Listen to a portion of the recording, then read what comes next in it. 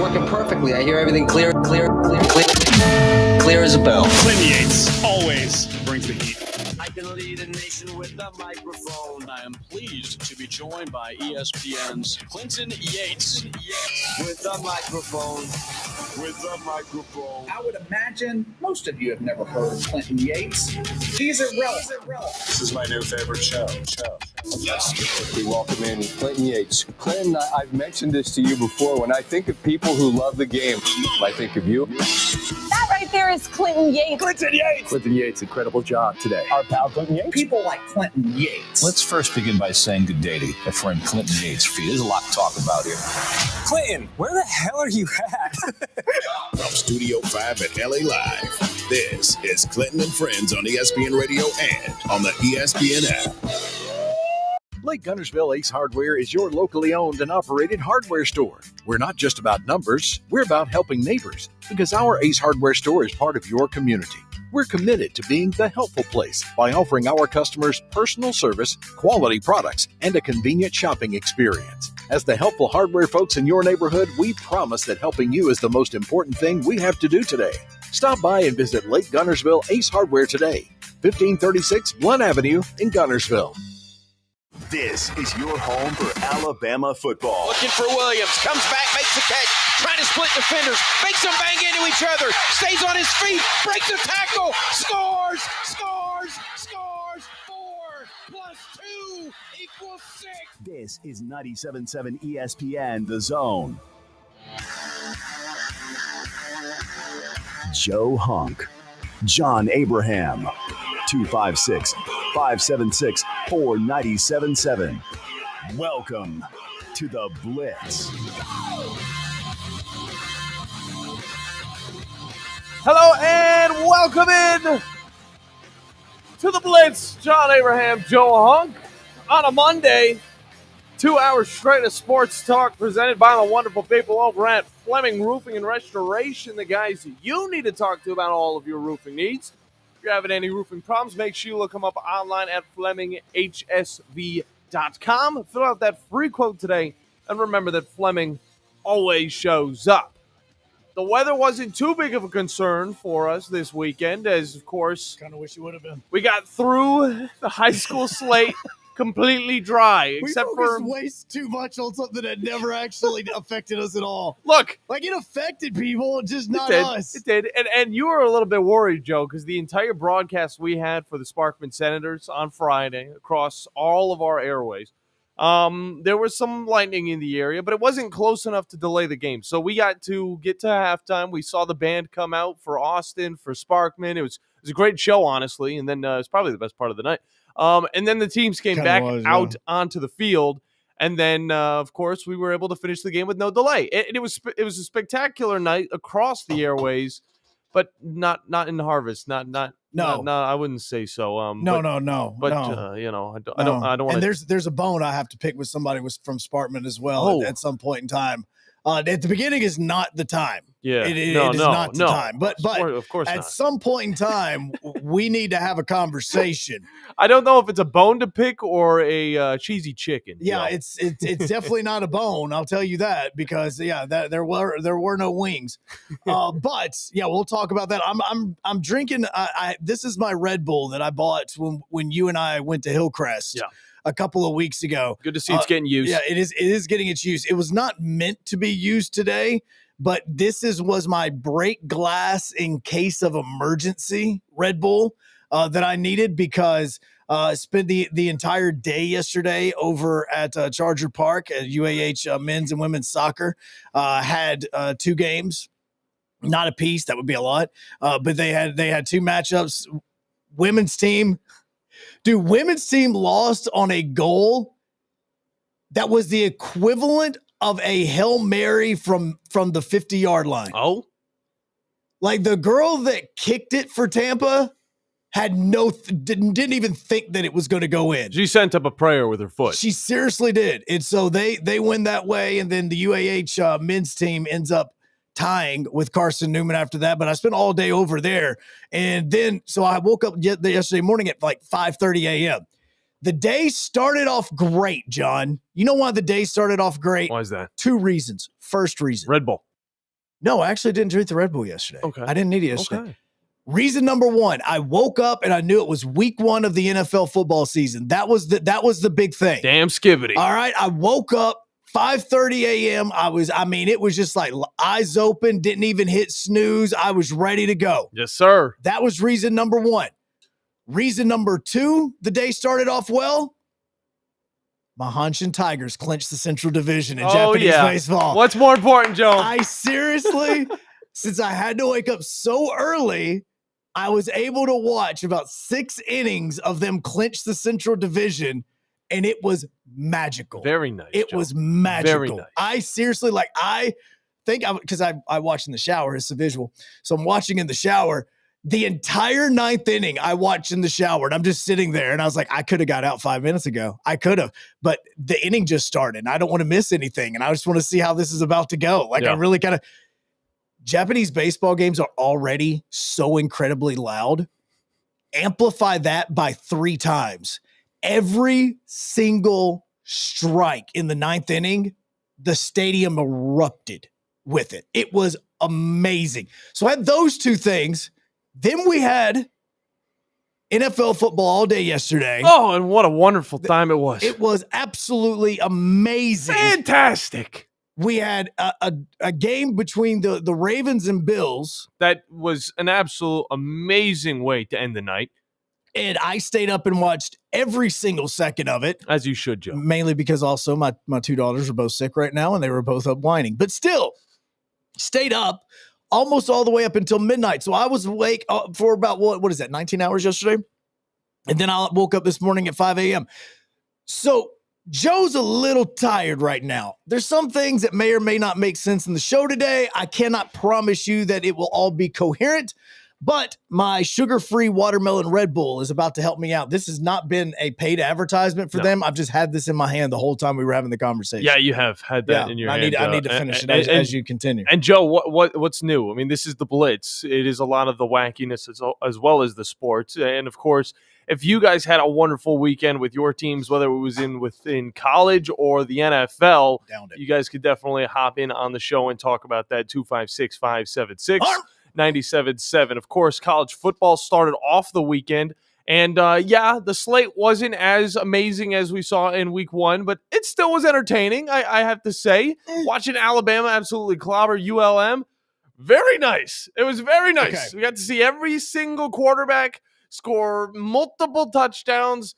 Austin Mack looked really good. Keelan Russell looked like he could probably start for the Tide. But again, this is ULM. We're going to overreact plenty with that in the second hour with Andrew Bone from BamaOnline.com. So then let me ask you this, because you were talking about Alabama, and eventually you're going to talk about what Auburn did as well to Ball State. No doubt. Let me ask you, how much and what do you take from a game like this? I take quite a bit, actually, because you start off the year with a new squad, a new quarterback, a lot of new pieces, all right, against a pretty tough, I will say this, especially after what they did to East Texas A&M, which I've just now learned is an actual school. They won 77-3, Florida State did. But getting to see the team actually go through the progressions in a real game, it is a real game. I think that does bring a level of comfort across a lot of Crimson Tide fans. And seeing that the way that they did it is another thing. Without Ryan Williams, they were able to show off Jeremy Bernard a little bit more. And I got to say, he's one of the most underrated wide receivers in all of college football. The same can go for a few other wide receivers on that bench, especially the freshmen. On top of that, defense starting to straighten out a little bit. They looked good. Now, moving forward, the team, though, cannot get ahead of itself, all right? I'm still holding out judgment. I'm not saying Alabama's on the top of the world again. I still think that they could lose another game against a competitive team within the SEC, maybe 2. But I do want to say that Alabama, just because of that week 1 loss, is not terrible and is not amazing. I will hold out judgment for them. But I feel a lot more comfortable after seeing what this team can do against some scrummy, kids over in Louisiana. Okay, so then let me ask you this. Yeah. How much do we actually put into NFL preseason games? We put little to none. That is what the equivalent is to what these two teams did this weekend. I don't know if I would agree with that, That is Joe. 100% it. I don't think I would agree with that. You were playing inferior competition. You were going through the motions. Sometimes you're really not even showing half to 2/3 of the playbook and what you're actually going to be doing. Everything that I saw in that game, Joe, was executed correctly. Because it's La Monroe. I don't care. Did you see what was happening with Georgia versus Austin Peay? You're a racing guy. This was the equivalent of actually having a NASCAR on the track against a regular Mustang. Look, they're not the same. It doesn't matter. This is a Sunbelt team that we're looking at in UL Monroe. Sunbelt. I don't care. Austin Peay's not even a part of any of this conversation that we're talking about. And I'm not trying to dog on the Georgia Bulldogs that much, but at the same time, you can look at some of these other games. Middle Tennessee was challenging Wisconsin until they were able to break through. UL Monroe, say what you will about them, it is still an FCS school. FBS? Okay, I get mixed up. Yeah, they get to go to bowl games. Yeah, but they do get to go to bowl games. Yeah. All right? So this is a team that actually can do some things. And I know you don't want to throw too much. They can line up into a formation. They can. They could run a play. They can do that as well, yeah. That's basically it. I mean, those are they're not the same. Like those, it's not an apples to apples thing. But you still see the execution be ran perfectly. And you want to throw out the preseason thing, you can do that. But South Carolina had their struggles against South Carolina State. Yet again, not a team that we're going to see in a bowl game. There are a lot of teams that are playing very cruddy teams. Tulane versus South Alabama. Shouldn't have been as close as it was. It was. All right? Florida versus USF. Should not have been that game. Wait, isn't USF aren't they like an A or an AC or a Big 12 team? No. They're an American conference team. That's a little bit better. That's like the Sun Belt. I would say it's two tiers above the Sun Belt, Joe. Yeah, exactly. So the Sun Belt is like the worst division in college and in the FBS. The SEC should not be losing those games. People will have their struggles in these matchups as well. You do not want to be caught off guard. For Alabama, this was a get-right game. They did exactly what they needed to do to show that they are getting right. I'm still holding out judgment. I'm not saying this is the best Alabama team we've ever seen because they put up some of the most points we've ever seen in an Alabama game at Bryant-Denny Stadium. But I am saying that I feel a lot more comfortable, and I think the team feels a lot more comfortable that they were able to get the reps in without anything else interfering, like weather or players' injuries or anything like that. They were able to get ahead of themselves, and also moving forward, they won't have many injuries from this game as well. So it's going to be getting players back and getting the execution down, and that's exactly what they did this weekend. I mean, the biggest thing is not getting injured. That's the biggest issue. I'm also kind of curious about the whole Ryan Williams concussion thing. When did that happen during the Florida State game? Because isn't the report that this happened during the Florida State game? Yes. Okay, then why was he still on the field? He wasn't out there. I didn't see him. Was he out on the field, Joe? Did you see him running routes? Ryan, I thought Ryan Williams played the entire game, and I could be wrong. But I thought he played the entire game. I might have missed be wrong on that. I might have missed it because I was too busy looking at the games that were actually pretty competitive. There's a lot of and again, kind of tuned out at some point in time, towards the very end. Probably happened. But I'll go back and look in the fourth quarter and see if he was there. But I was like, I saw the report and I went, wait a second. If he got a concussion during that, why wasn't that like a bigger story at some point in time? Reason I say it, and the reason why I ask is through watching the game. And again, I'm trying to remember something 2 weeks ago while we're focusing on this. Yeah. If I'm Alabama and I'm trying to come back against the Florida State team that's unranked right now, wouldn't my number one receiver not being on the field, wouldn't that have been a storyline at some point in time towards the end of that game?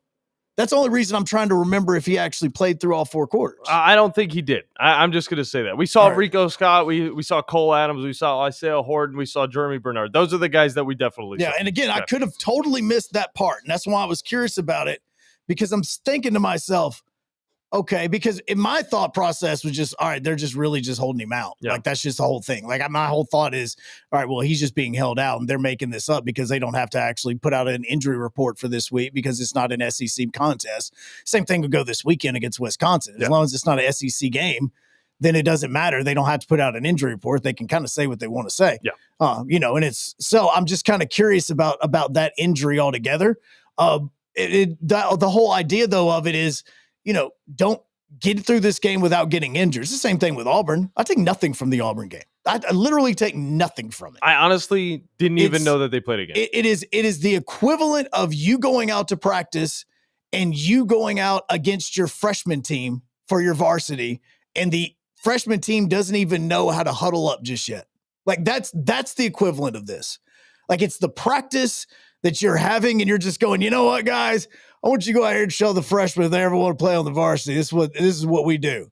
And then you just go out and obliterate them. Like you pick up these kids that weigh like $110 and you throw them and they're on the defensive line for some reason because that's all the players they have. And your offensive line is literally mowing them into the ground. Like that's what this is the equivalent of. You can take nothing from this. It's you are going 100%, they're going 25. Like it is basically just a walkthrough. Like that's the reason why I was so curious about it. And so that's why I don't look at these games. It's another reason why I'm so against POS games in altogether is because you learn nothing from this, because we sit and think, oh, well, look at how great Bernard was in this one. And then if he doesn't make a catch over the next week or two, well, where has he been? He did so great against Law Monroe.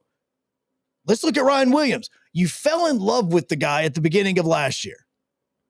What was one game that you fell in love with him against? Outside the Georgia game, the other one was a POS game. Western Kentucky. And everybody, oh my God, he's amazing. Dude didn't show up in the first half, and he didn't show up last week. Like that's so, or he didn't show up in the second half of the season, and he didn't show up last week. So you can take nothing from these games. I take a little bit. Okay. It's like me taking something from the Titans. Look, we got a call. Preseason. All right. And he brought up the Clemson matchup against Troy. What are you going to say about that one? Clemson was struggling. It almost looked like they were going to lose. Did they? They did not. They won 27-16. But that's another team that you're looking at that you're not really thinking is going to compete with a team like Clemson. What they did after the weather delay is they went into the locker room during the weather delay and they said, all right, here are the plays. Let's actually go run the plays and let's go do it like we're supposed to do it. Okay, we've been around and now we just need to go out there and actually play like we're supposed to. And after the weather delay was up, they went out there and they came back and they beat Troy. 179 yards from Cade Club, 2 touchdowns. Crowder had 223 yards and a touchdown against a top 10 defense, in Clemson. So, yeah, you can say what you will. Alabama was playing on guard, but shouldn't Clemson have been as well? They played against LSU last week. They lost. They should be playing to the best of their ability, especially at home. So I would take a little bit more away from this. Another team that also found themselves on top of the scoreboard, very, very high up on the scoreboard, is the Tennessee Volunteers. 72-17 against ETSU. Look. ETSU, another one of those teams where you're looking at and you're thinking, God, what conference are they in? They're not in the conferences that we know. Yeah, you know who ETSU is? Who one of their coaches are, don't you? He's that former Auburn running back that went, eh. Mm. Yeah, he's one of their coaches. I don't even think they had to. Heck, they probably did like Bama does at Mississippi State. They probably just drove the bus day of the game to get there. Because, I mean, they're in Johnson City. Like, it's not like they had to go far. It's an hour up the road. I mean, it's like, all right, guys, hey, make sure you're here at the bus at 6 a.m. We're going to drive on down to Knoxville. Get this check, all right? Like, the only thing that I got excited about with that game was the fact that Mike Keith got to call his first Tennessee Vols game as the voice of the Vols in Neyland. Yeah. That's the only thing that was good for. Sounded good. That was it. That was absolutely it. I take nothing from the game whatsoever. I'll take a lot less from that game just because we're looking at a ETSU team that is a part of the FCS, Joe. Now I will get that correctly. I appreciate you helping me out with that. If you guys do want to hop in and talk a little bit about the Alabama Crimson Tide's win or any of the other college football teams, you are able to 256-576-97.7, but also take advantage of WZZN TV because we will have 2 guests on today. We usually have a guest or 2 on every single day. So when those conversations are happening, of course, you can call in, but you will be put on hold. But when we come back, Ryan Sylvia from Rocky Top Insider is going to be joining us, talking about what he's seen throughout the first 2 games for the Tennessee Volunteers. And of course, our Tennessee listeners are going to be able to react to that one. So stick with us because we got a lot more to go with here on the Blitz, because also the NFL slate was pretty redonkulous as well. That was way more entertaining. No doubt about that, Joe. What a time to be alive. And you know what? It's also feeling like football weather outside. We'll take a break. When we get back, Ryan Sylvia will be joining us to talk a little bit of Tennessee Volunteers here on the Blitz on 97.7, ESPN The Zone, ESPN Winchester, and WZZN TV.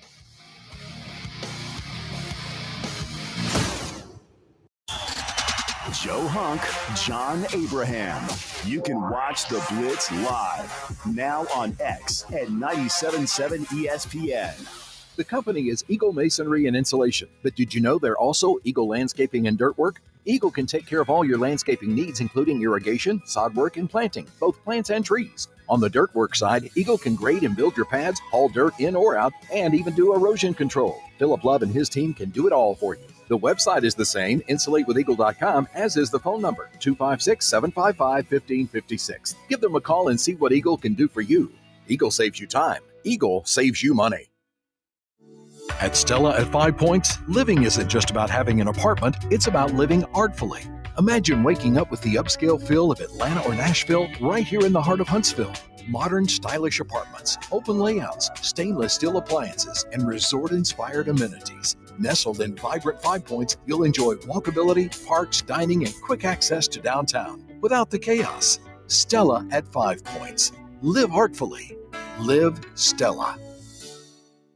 This is Bill Crawford with Crawdad's Countdown to Kickoff. I've recently had a stem cell procedure on my right knee from Dr. Charles Lee of Regenesis. Stem cells are harvested from your body and re-administered back into your body. This approach is painless, quick, and requires no lengthy rehab. My knee feels better already. Regenesis is located at 4601 Whitesburg Drive in Huntsville, Alabama. Call 256-715-8193 or Google their website for more information.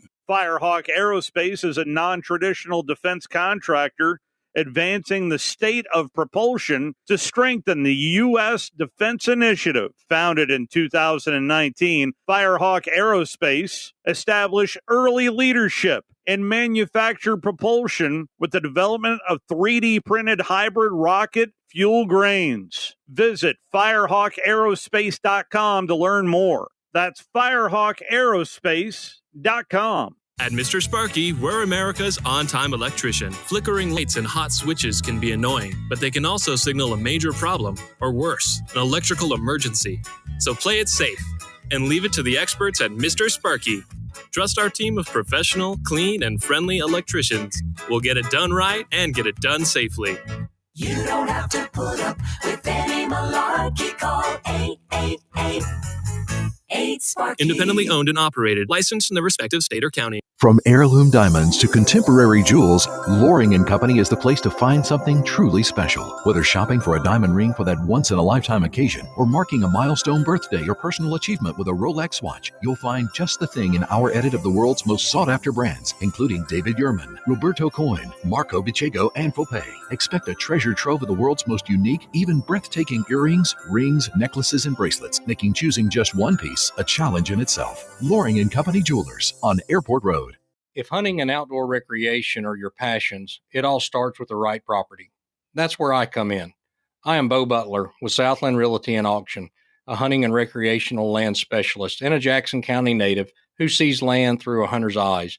Just as you trust your guide on a big game hunt, you can trust me to find the perfect property for you. Thinking of selling? Let me help you make your land attract buyers. Remember, Bo knows land. Call me at 256-609-0512. Specializing in simple and affordable rentals, McCurry Van and Car Rental can make sure you have just the right vehicle for your next family vacation, weekend getaway, or if you just need transportation while your vehicle is being repaired. McCurry carries Ford Transit vans and Mercedes Sprinter vans, trucks and work vans, and more. And they offer discounted rental rates for long-term rentals. Now with 4 locations: Athens, Muscle Shoals, Coleman, and Huntsville. Log on McCurryRentals.com to make your reservation now. That's McCurryRentals.com.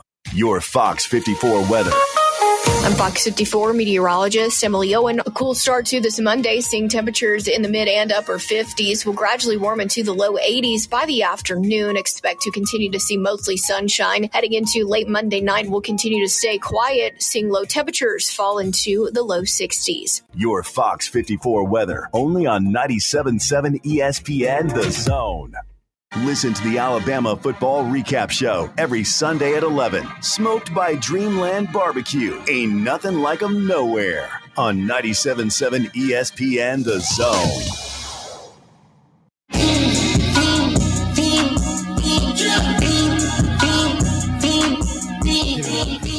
You hear this like every single third down whenever you're playing college football 26 now. You do.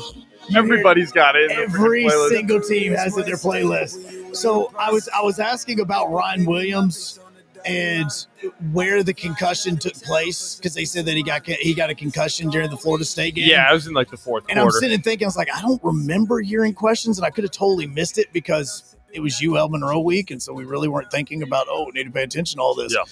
I'm going to say that it happened on the targeting play that got overturned with about 6 minutes to go when they walked him off the field. The staff was like holding his arm, so it looked like it was like, okay, crap, was it his shoulder? Was it his wrist? Like something like that. But when you watch it now, thinking in the eyes of a concussion instead of going with an injury to his right arm, then you can kind of see the lost kind of look in his eye as he was kind of walking off and being led off the field. Oh, yeah. He was definitely shook. So that is because, he wasn't in for the remainder of that game after the 6:07 mark, because I've got it pulled up on here. Yeah. And so that's where I'm going to say the concussion actually took place. And that's when initially the Florida State player got called for targeting. They go back and look at it, and actually he hit his own player. He never even touched Ryan Williams.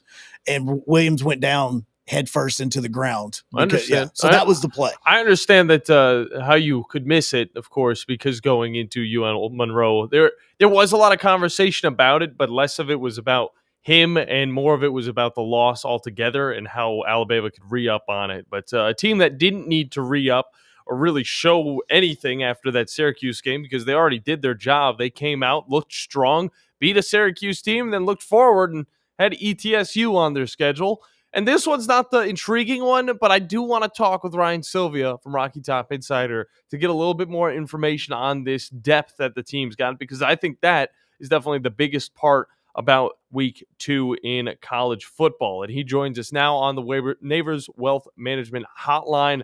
Ryan, how you doing today, man? I'm doing good, guys. We got a big matchup coming to town in Knoxville this weekend. You can already start to kind of feel the buzz around things. Game day coming to campus, Checker Neyland, all those different types of things. So come be a college football fan. It's a big game with a rivalry. Like, this is actually going to have a really good game. And so we shouldn't even really talk about East Tennessee. Like, I just don't even think we don't need to really. Just go ahead and focus we really on don't need what the game to. was getting them ready for, because between Checker Neyland and all, how was the first weekend, by the way? I'm curious, because it is, again, I call it a POS game. Like, how was the atmosphere after the win against Syracuse in the first game in Neyland? Well, I will have to give some credit to Tennessee fans, because it was almost complete. It was a sellout, but you never know how many people actually going to show up. Mm-hmm. Not only was it against ETSU, but it was horrific weather in Knoxville. It was storming for most of the morning. It was raining pretty much right up until kickoff, and then started raining again right after kickoff. God kind of held off while the game was actually being played, but it was not a pretty afternoon in Knoxville, and it was pretty much completely filled. As far as like atmosphere, I don't think it was breaking decibel records or anything, but the fans showed up, the students showed up, they stayed till probably about halftime, and then you can't really blame them for leaving after that, so it wasn't too bad. Yeah, and I could definitely understand the fans showing up after that first week performance against Syracuse. I mean, Let me tell you, Aguilar looking like a quarterback that could really hold his own within the SEC. He's got a swagger to him, and he goes out and throws 288 yards, 2 touchdowns, very good completion to attempt ratio, and of course, he's out of the game pretty early, and we're already getting to see the backups. But talk about the first 2 games with Aguilar and the anticipation that's there for him moving forward. I think it's been an encouraging start for him. I was really curious to see what it would actually look like with him at quarterback, because he's only obviously had the fall session of practices to get the offense under his belt, build those connections. And I think you saw remnants of that in the first 2 games, but it really wasn't too much. Like there was never a time where him and a receiver were just on completely separate pages. Like maybe, could have had a little bit better anticipation on a comeback route or things like that you'll build up throughout the season and when you're throwing to these guys a lot more. But it really wasn't anything too bad. And you said it, against ETSU, went out there and he had really favorable field position for a lot of his drives, but he was efficient. He didn't miss a lot of throws. That was kind of a small issue if you wanted to critique him for the Syracuse game. There were times where maybe, throws to the flat and things like that sailed on him a little bit. Wasn't too much of that against ETSU, and he handled business, had that absolute bomb on a broken play to Mike Matthews for a 53-yard touchdown, and he got out of there in one piece. So I think you have to be really happy with what he's done the first 2 games. Now we'll have to see exactly what that looks like against Georgia. It'll be a completely different test, but so far, so good, I think, for Joey Aguilar. And before we get to that Georgia conversation, this game mainly is about seeing the depth, getting to see what we have moving forward for the Volunteers. And with the wide receiver room, there was a whole lot of guys showing up, maybe not all showing out, but talk a little bit about who you were intrigued with in that game that could be a new wide receiver that steps up into the fold, similar to a Chris Braswell. Yeah, they're kind of locking in a little bit on the top 3 at wide receiver right now with Chris Braswell over at Z and the Mike Matthews at X on the outside, and Braylon Staley's really come on strong as a redshirt freshman in the slot. And then they've gone to a lot of 12 personnel, getting 2 tight ends on the field, primarily with Miles Kitson and Ethan Davis. And that was really what it was for pretty much the entire game against Syracuse until down the stretch when things started to kind of get, more comfortable and they could breathe a little bit. They started to rotate some other guys in, but you didn't see much of Travis Smith Jr., a true freshman. You didn't see much of Rodarius Jackson, a true freshman, or Joakim Dotson in the slot, who's also a true freshman. And that's what a lot of the depth is for Tennessee right now. You got to see a little bit of those guys. I think Rodarius Jackson continued to prove that he maybe has just the best pair of hands on the team. Like he comes down with everything that's thrown to him, which is obviously a great asset. And Travis Smith Jr., who kind of was one of the darlings of fall camp for Tennessee as someone that could step up and play a role as a true freshman. Hasn't gotten on the field too much so far, but when he's been on the field, he's looked good. So I'm curious to see against Georgia once SEC play really starts to ramp up, and you're going to get banged up here and there. It doesn't mean it's a season-ending injury, but no one's healthy by the end of the year. How much do they start to try to count on some of those freshmen? How much do they try to get them in the mix to get some experience for when SEC play is at full steam? Because so far they haven't really had to go to it much. But 2 guys on the outside look good. Joakim Dotson, someone that was a standard enrollee, which is so rare nowadays. So he missed spring camp. He looked good in the slot. I guess the only one that really didn't make too much of an impact was Amari Jefferson, who's the redshirt freshman transfer from Alabama. We'll see what his career ends up looking like. But so far, it looks like he might need another year under his belt to really get his feet under him. Yeah, and last year, of course, we saw Ryan Williams for Alabama really show up in that Georgia game, and he was one of those true freshmen that had to kind of have a role to win that game. But Joe, what do you got? Well, and I was curious because you did talk about some of the things that Joey Aguilar was working on himself and trying to establish those 3 wide receivers or a top 3. But in your mind, going into this East Tennessee State game, like I call this, POS matchups, basically the equivalent of an NFL preseason game.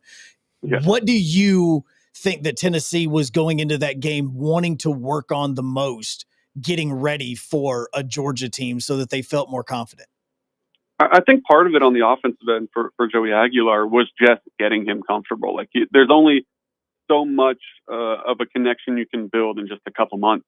So I do think that was part of it was, build up a lead so he doesn't have to play in the second half, but, really let him throw the ball around in the first half as much as you can, just because he needs to start to build those connections. Like I said, I think maybe some of them on those kind of comeback routes and the curls and different things like that, you wanted to just maybe get a little bit more on the same page, but I don't think there was anything like Joey Halsley, the offensive coordinator this past week, talked about how in the game against Syracuse, he didn't revert back to some of the changes kind of mechanically that they made to him this offseason. Like, he came in and obviously has a lot of experience and knows how to throw the football, but there was a couple things they wanted him to work on. And in that Syracuse game, they felt like he did a really good job of staying true to all those teaching points. So there wasn't any kind of overarching thing like that. I think a lot of it was just, hey, go out there, build a bit of a connection with the guys and get used to playing in a big stadium like Neyland. I mean, I think he went to Clemson at App State. So that's some sort of big atmosphere, but it's a little different in the SEC at Neyland Stadium in front of a home crowd instead of an away crowd and all those different types of things. So just get comfortable, I think, was a big piece of that ETSU game and why it came at such a nice time with Georgia coming next week. You don't have a lot of time to get comfortable now. You kind of have to be settled in. Well, and you also we're talking about how many players also kind of got in and started working as well. What did you think about the running back group there? Because I know that Star Thomas got a good number of runs, but what do you think about the depth when it does come to this? Because come on Saturday, you're going to need 2 and 3 running backs in these situations because these running backs are about to get beat up even in pass block. Star Thomas was certainly the star against ETSU, if you will. Oh my goodness. I didn't even think about that. Yeah. Look at him play on words right there. It was a really tough reach there. No one's thought of that one yet. Yeah. He had three touchdowns, though. It was a really strong game from all in the first half, too.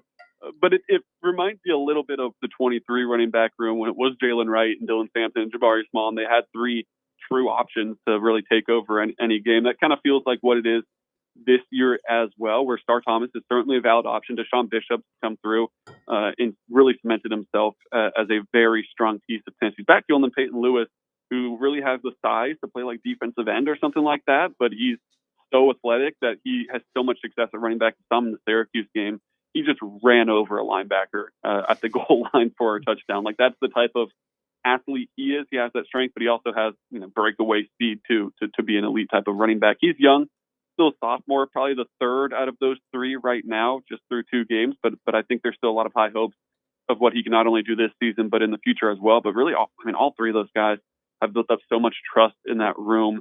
It's a situation where I think going into the game, you kind of get all 3 of them touches. And then as the game progresses, like against Georgia, when you expect it to be a lot closer than the Syracuse and ETSU game, you're going to have to kind of pick a guy and ride that hot hand. Last year, I think that was kind of the mentality, but obviously Dylan Sampson had the hot hand in every game because he was so unbelievable.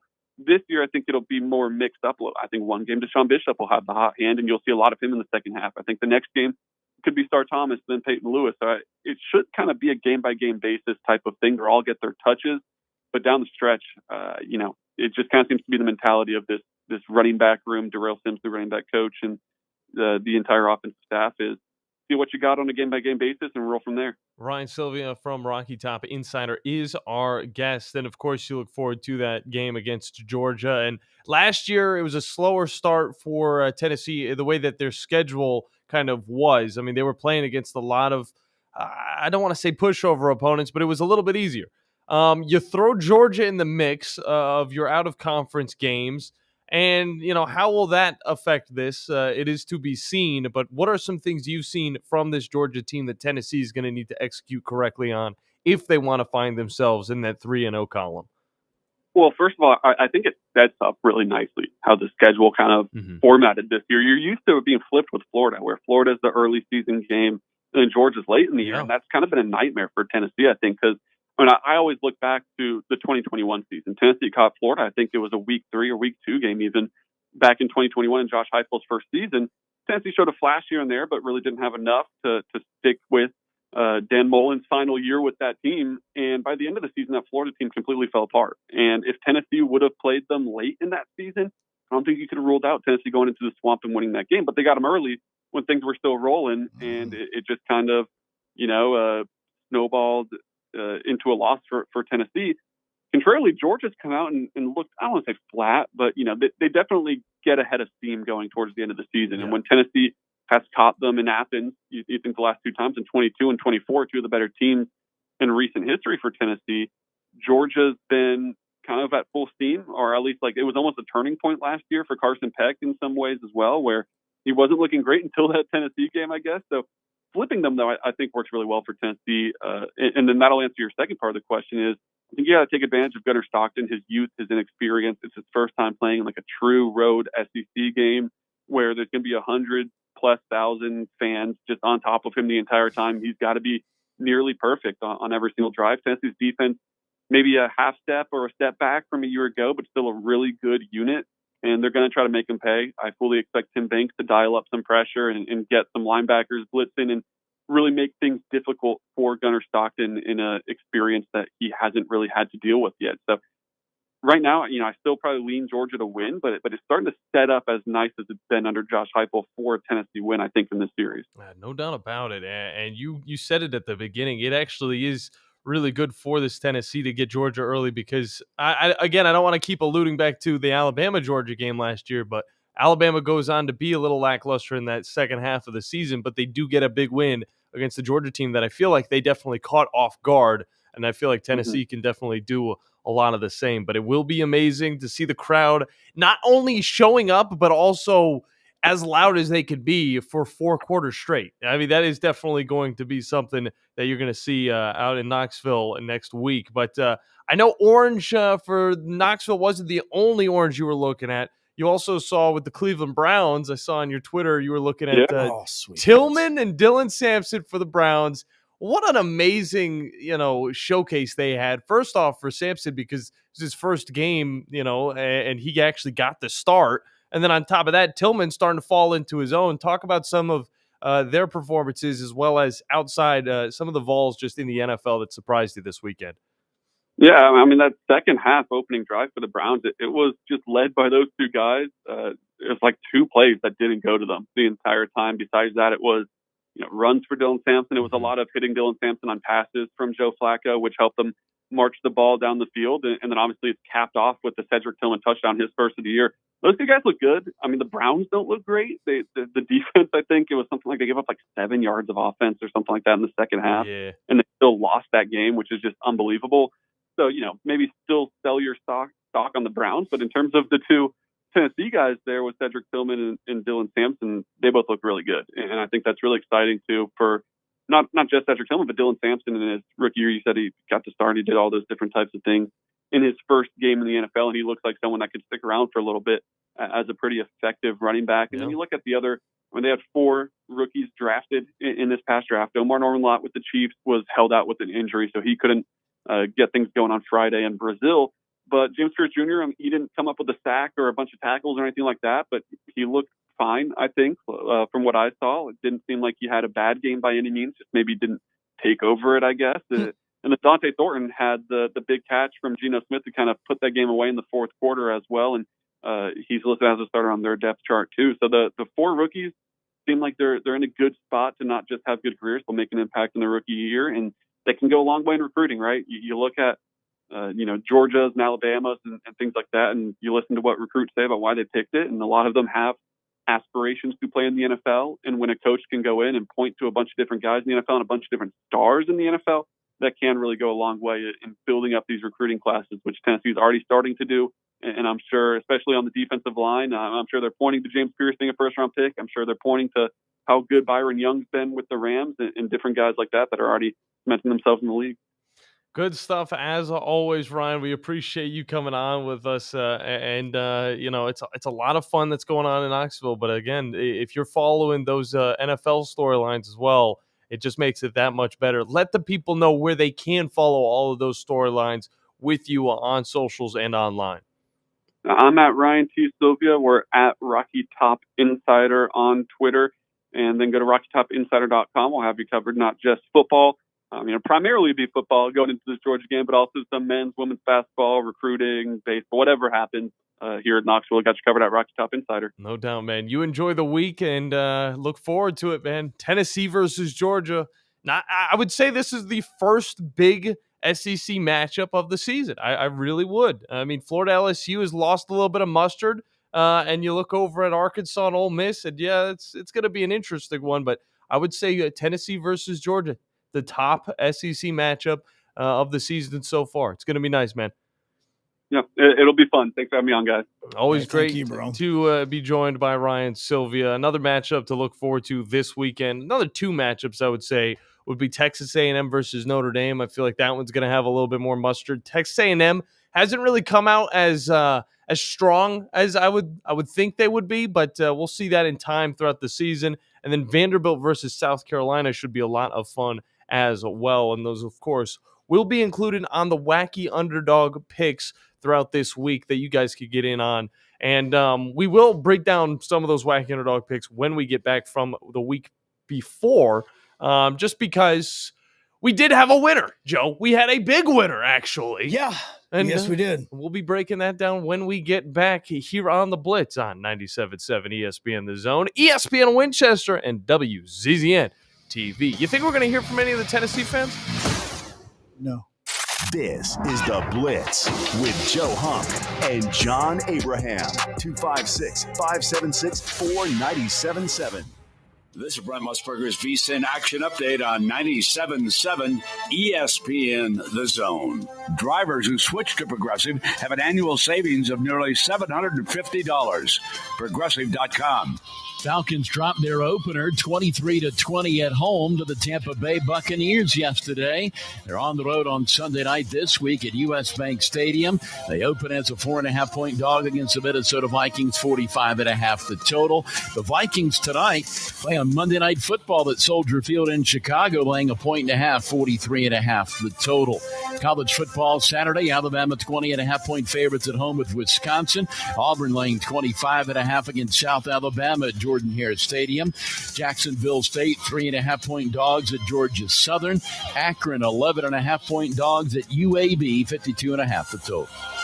For more, go to VSIN.com. Mike Sennett, 97.7 ESPN The Zone. The state's largest orthopedic group is growing to meet the needs of the patients in our community. The Orthopedic Center has long been the most trusted name in orthopedics in North Alabama. So as our area continues on the fast track, so does the need for premier orthopedic care anywhere and anytime you need it. TOC is proud to announce the opening of our new locations in Albertville and Hampton Cove, along with the grand opening of our newest office in Decatur. These clinics will offer the same high-quality orthopedic care you have come to associate with TOC, with the convenience of being closer to home. As a patient, your time is your most precious asset, and we recognize that at TOC. That's why we are also proud to announce the opening of our urgent ortho clinics to handle those bumps and bruises that need prompt attention. These clinics are available to care for acute orthopedic injuries with no appointment necessary. With 38 physicians, 20 centers of excellence, and now more than a dozen locations to serve you, TOC will continue to be the name you turn to for the best orthopedic care at the right time. Visit our website at visittoc.com for more information.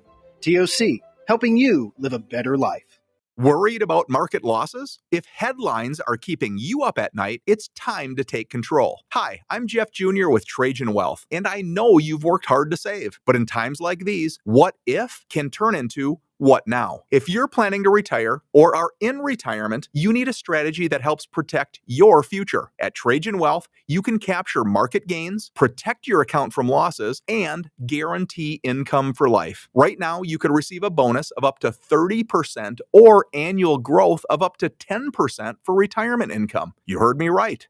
An upfront bonus of up to 30% or annual growth of up to 10%, all guaranteed to boost your lifetime income in retirement. Don't leave your future to chance. Plan with confidence. Call Trajan today at 256-208-9000. Annuity guarantees are based on the claims paying ability of the issuing insurance company, DBA, in most states as Trajan Wealth Insurance Solutions. Welcome to week 3 of the high school football season. Over the airwaves of 97.7 ESPN The Zone is the Cotton Classic, Buckhorn and Hazel Green. Our game of the week is at Joe Davis Stadium with the Huntsville Crimson Panthers taking on the James Clemens Jets. Sparkman is at Albertville, and Westminster Christian visits Randolph. Download our app to follow all the action all season long. Just search 977 ESPN. Tom Luganbill here for my friends at Woody Anderson Ford. Bobby White and his team take great pride in their service department, and you can see it the moment you walk into those beautiful new service lanes. And just like a championship team, they all work together to make sure your experience is second to none, whether you drive a Ford or not. Also, check out the gold certified pre-owned inventory at Woody Anderson Ford for great deals every day. Stop by and see them at Jordan and Sparkman or at Woody Anderson of Madison on Hughes Road, or visit WoodyAndersonFord.com. Johnson & Hayes Physical Therapy was built on treating athletes, and today we treat so much more. Whether you're a high school competitor, weekend warrior, or recovering from surgery, Johnson & Hayes pairs you with a dedicated therapist for one-on-one consistent care. We offer specialized programs in sports rehab, neurological therapy, pelvic health, post-concussion care, and more. Founded by lifelong athletes, trusted by top physicians across Alabama, Johnson & Hayes delivers results. Visit johnsonandhayes.com and get back to what you love. Your Fox 54 weather. I'm Fox 54 meteorologist Emily Owen. A cool and quiet night expected for this Monday night all across the Tennessee Valley. We'll see temperatures once again fall into the upper 50s to lower 60s in most areas. And heading into Tuesday, temperatures warm back into the mid and upper 80s for the afternoon. Expect to see mostly sunshine. Your Fox 54 weather, only on 97.7 ESPN The Zone. The Drive with Wes Neighbors and Steve Moulton. Weekdays from 5 to 7 p.m. Only on 97.7 ESPN The Zone. We on fire. Step up in the party. Step up in the party high. We on fire. Right up to the party. Right up to the party high. Hello, welcome back in to the Blitz. John Abraham, Joe Hunk just had a great conversation with our friend Ryan Sylvia up in Knoxville as Tennessee Volunteers fans are cheering. Nothing to be sad about, honestly, as they look towards Georgia. Still skeptical, but definitely sitting in good faith. And you guys can join in on the show real quick. Of course, we have Andrew Bone coming up from BamaOnline.com, and he's going to give us some good insight on that Alabama squad as well as what it fully means for Tuscaloosa. But we did have some wacky underdog picks over the weekend. Quite a few of them as at that. Vinny got in, Joe, you got in, of course, Yorkie, Jason, Brandon. I mean, the list goes on. But there was only one winner. Oklahoma State? No, definitely not. Dale, I'm so sorry. You picked Oklahoma State. You believed in Mike Gundy. They got absolutely clobbered against Oregon. Oregon made them look like they were not a part of college football altogether. Is Oklahoma State a high school team now? I mean, they might be, honestly. But Josh actually is the only one to get it right, and he gets South Florida versus Florida, taking the lead from Smokey Mike with 17.5 points. An absolute huge win for Josh, as he is now above the list. Only 3 people have won on Wacky Underdog picks in the span of 3 weeks. I actually threw about 3 quarters. I thought I was about to be one of them. Yeah. I genuinely thought that I was about to be one of those. I did. Yeah, and it was a close game. And then it just all went to crap. It just all went to crap. Everything it was like, oh, wait.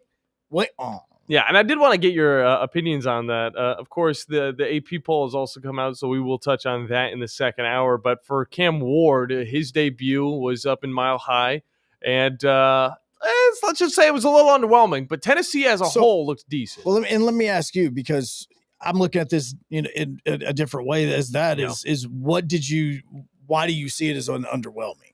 Just, I wanted a touchdown out of him. You know, I wanted a nice touchdown pass or something. Like Caleb Williams, think back to last year. You know, he was able to come in. He was able to look very comfortable right out the gates. And, of course, the season didn't go the way that it wanted to. But I wanted to see him really come out and at least have 1 or 2 big-time plays that were going to be circulating online. What we got instead of that, though, was 62 yards passing. He didn't really run the ball, I don't think, ever. And it just was decent, I would say. I mean, it's a rookie quarterback. His first start, he was thrown into the Wolves, or should we say the Broncos. He was 12 for 28. I mean, what do you take away from that? So I'm going to look something up before I answer. Okay. How this is going, and because I'm rewatching a lot of film on this and going, because the way that, first off, here was what it was, and that's the reason why I wanted to double check beforehand, because I'm ready for the goggles. No. What did you talk about with his passing? His passing was consistent when it came to the actual throws he was making. They looked good. They were spirals, but they didn't always hit the target. Okay. And the yardage, 112? Yes. How many times was he sacked? 6 times. All the sacks go against his passing yardage. Oh, really? Yes. Okay. That's what I wanted to see, because it says, yes, sack yardage counts against rushing yards in college, but not in the NFL where it's deducted from the team's passing. So that's why that was why part of that is concerned. There were parts where he did hold on to the football a little bit too long. There were times where he probably took some sacks that he didn't need to take. But the parts about that I also do appreciate is that there were certain sacks that he took that if this would have been Levis, if this would have been Malik Willis, they would have tried to throw out of the sack, and when instead it would have been a turnover. Yeah, make something out of nothing. So there were times, especially when the Titans got down like the 10, the 15-yard line, when Cam did get sacked, that he could have thrown it, but he most likely was going to get picked off, and instead the Titans had to settle for a field goal. That's progression. Yeah, I also look at one of them, and it's very early in the game.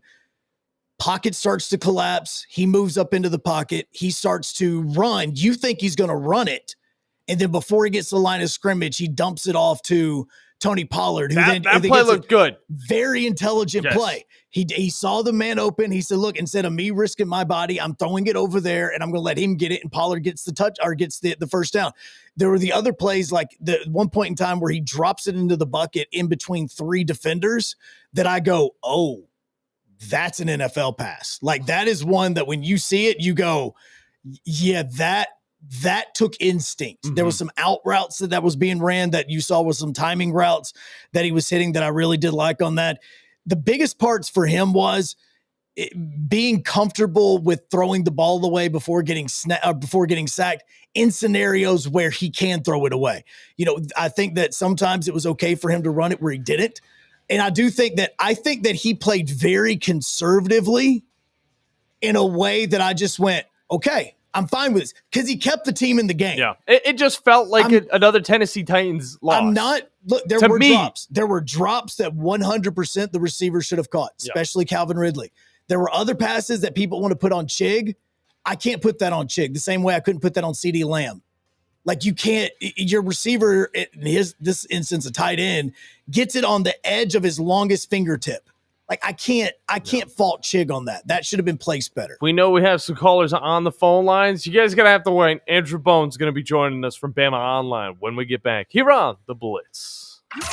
Joe Hunk, John Abraham, 256-576-4977. This is The Blitz on 97.7 ESPN The Zone. By now, you know about Eagle Masonry and Insulation, and maybe you know that Eagle also does landscaping and dirt work. But how about after paint work? Shower doors, shelving, and mirrors, all taken care of by Eagle, the same Eagle that takes care of all your masonry, insulation, and landscaping needs. Eagle brings the same level of expertise to all these disciplines, and they're ready to provide you with a free quote. The website is the same, insulatewitheagle.com, as is the phone number, 256-755-1556. Give them a call and see what Eagle can do for you. Eagle saves you time. Eagle saves you money.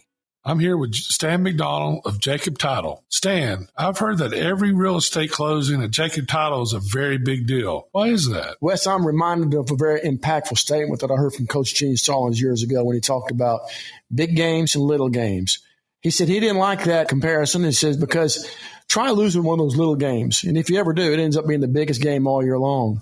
Well, it's the same thing with real estate closings.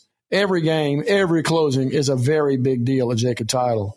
Because when it's your closing and your contract on the line, it's a very big deal, and we understand that at Jacob Title. So it sounds like whether your client is a first-time residential buyer or a multi-million-dollar investor, they can expect your A game. That's exactly right. As a matter of fact, when you bring your real estate closing to us at Jacob Title, we understand it's all about trust and confidence.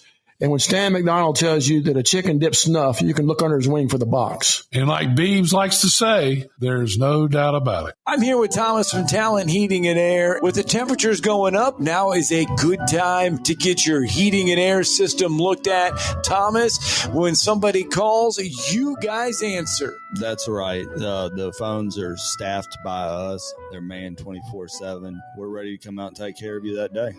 How do they give you guys a call? You give us a call at 256-503-4490. And you can find you guys on the World Wide Web at talenthvac.com. And now is a good time to do this because you guys are offering a special deal. That's right. We're doing $49 tune-ups this spring. We're also doing free second opinions. We offer that year-round. Somebody comes out, they say you got a bag compressor, leaking refrigerant. Give us a call, see if we can save you some money. Thomas from Talent Heating and Air. Thomas, one more time, that phone number. 256-503-4490. AL certain number 21014. From the University of Alabama, this is Crimson Tide Today. It's a daily update on Bama sports, and it's brought to you by Guthrie's, home of the original chicken finger and a proud partner of the Alabama Crimson Tide. Visit us in-store or online at Guthrie'sChicken.com. Hello again, everybody. I'm Roger Huber.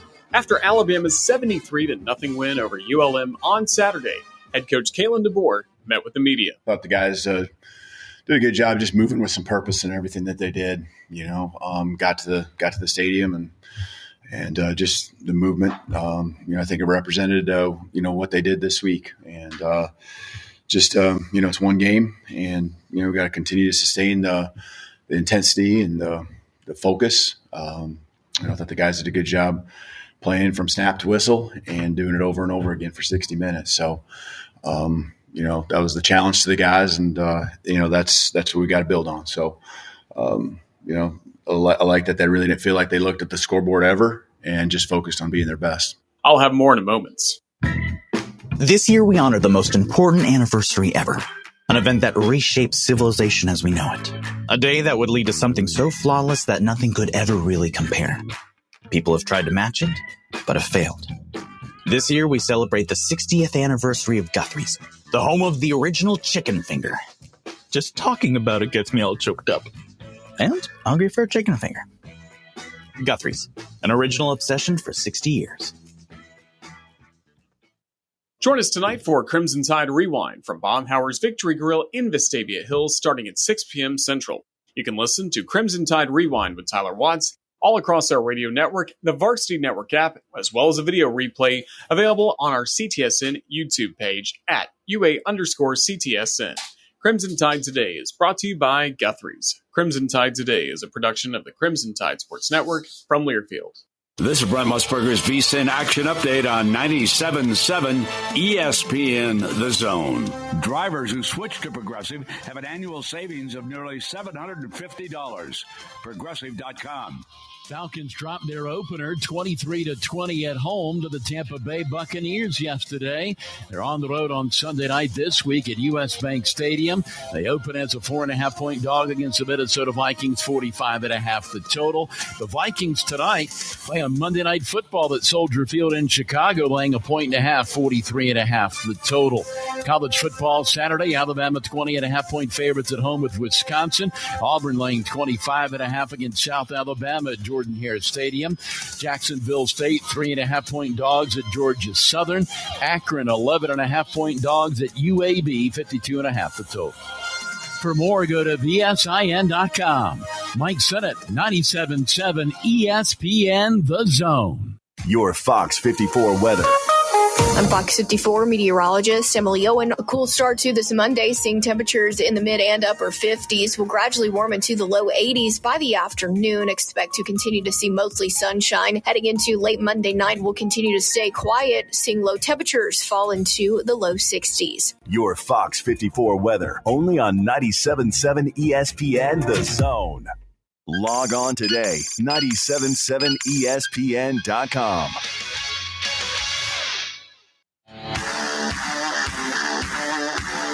Joe Hunk, John Abraham, 256-576-4977. Welcome to the Blitz. Here we go, second hour, final hour, best hour on 97.7 ESPN The Zone, WZZN-TV is where you can get in on the chat the way that Kramer just did. He said he's in between meetings, just wanted to hop in for a second, say hello, and go Bills. Hi, Kramer. And yes, good job by your Bills team. last night. I'm very glad that the Bills won that one, but I'm also very upset about that fumble that Derrick Henry had because after he got up 31 points for my fantasy football team. That's all you were thinking about on this? He fumbles, goes back 2 points, and then I lose by 1 point to Vinny. See, this is the only negative thing about fantasy football is you were watching this game from a fantasy standpoint. And earlier in the game, I lost in my fantasy league. So I'm like, you know what? I'm just enjoying the game now. Yeah. Like I already knew I'd lost. So I was just enjoying the fact that the Bills were able to orchestrate an amazing comeback like they did. Yeah, no, it was still impressive, and it was a classic Bills versus Ravens matchup. I mean, every time these guys play, you see the playmakers show up. And Derrick Henry, last time during the regular season that they played, he put up 31 points. So it's just like he's always able to have a big game in those big matchups. And outside of course, the NFL, we didn't really have that many big matchups, but we did have some big scores. And one of those big scores came from the Alabama Crimson Tide. And joining us now on the Neighbors Wealth Management Hotline is Andrew Bone from BamaOnline.com. And I know, Andrew, you're feeling pretty good about this team, but should we still be skeptical, or should we think that, hey, this team's cleaned it up? Now whenever they face off against the SEC, they should be good. What are you thinking? Well, I think there's probably, there was probably a little bit of overreaction to the Florida State loss. Yeah. Probably a little bit of overreaction to the 73-0 win against Louisiana Monroe. I mean, I think it's this week is something that you can build off of, especially with the way that Alabama played the game from start to finish.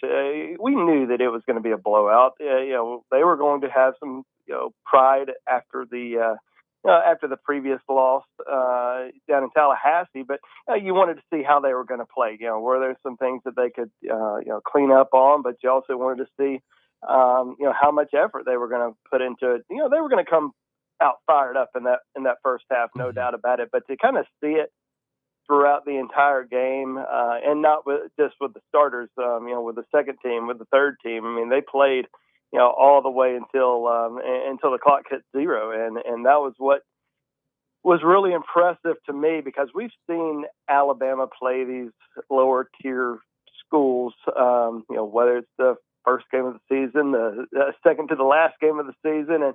And they play hard for the first half. And then, you kind of see a letdown in the second half. And it might end up 52-10 or 63-17 or something like that. But those players played with a lot of passion and effort from start to finish, and that's exactly what you wanted to see. And you hope that can carry over, to the Wisconsin game, to the Georgia game, and so on. But you liked what you saw on Saturday, and you kind of wait to see what they can do moving forward. Yeah, and of course there is a lot of takeaway. There's a lot less takeaway than that Florida State game, but you still look at Ty Simpson's performance.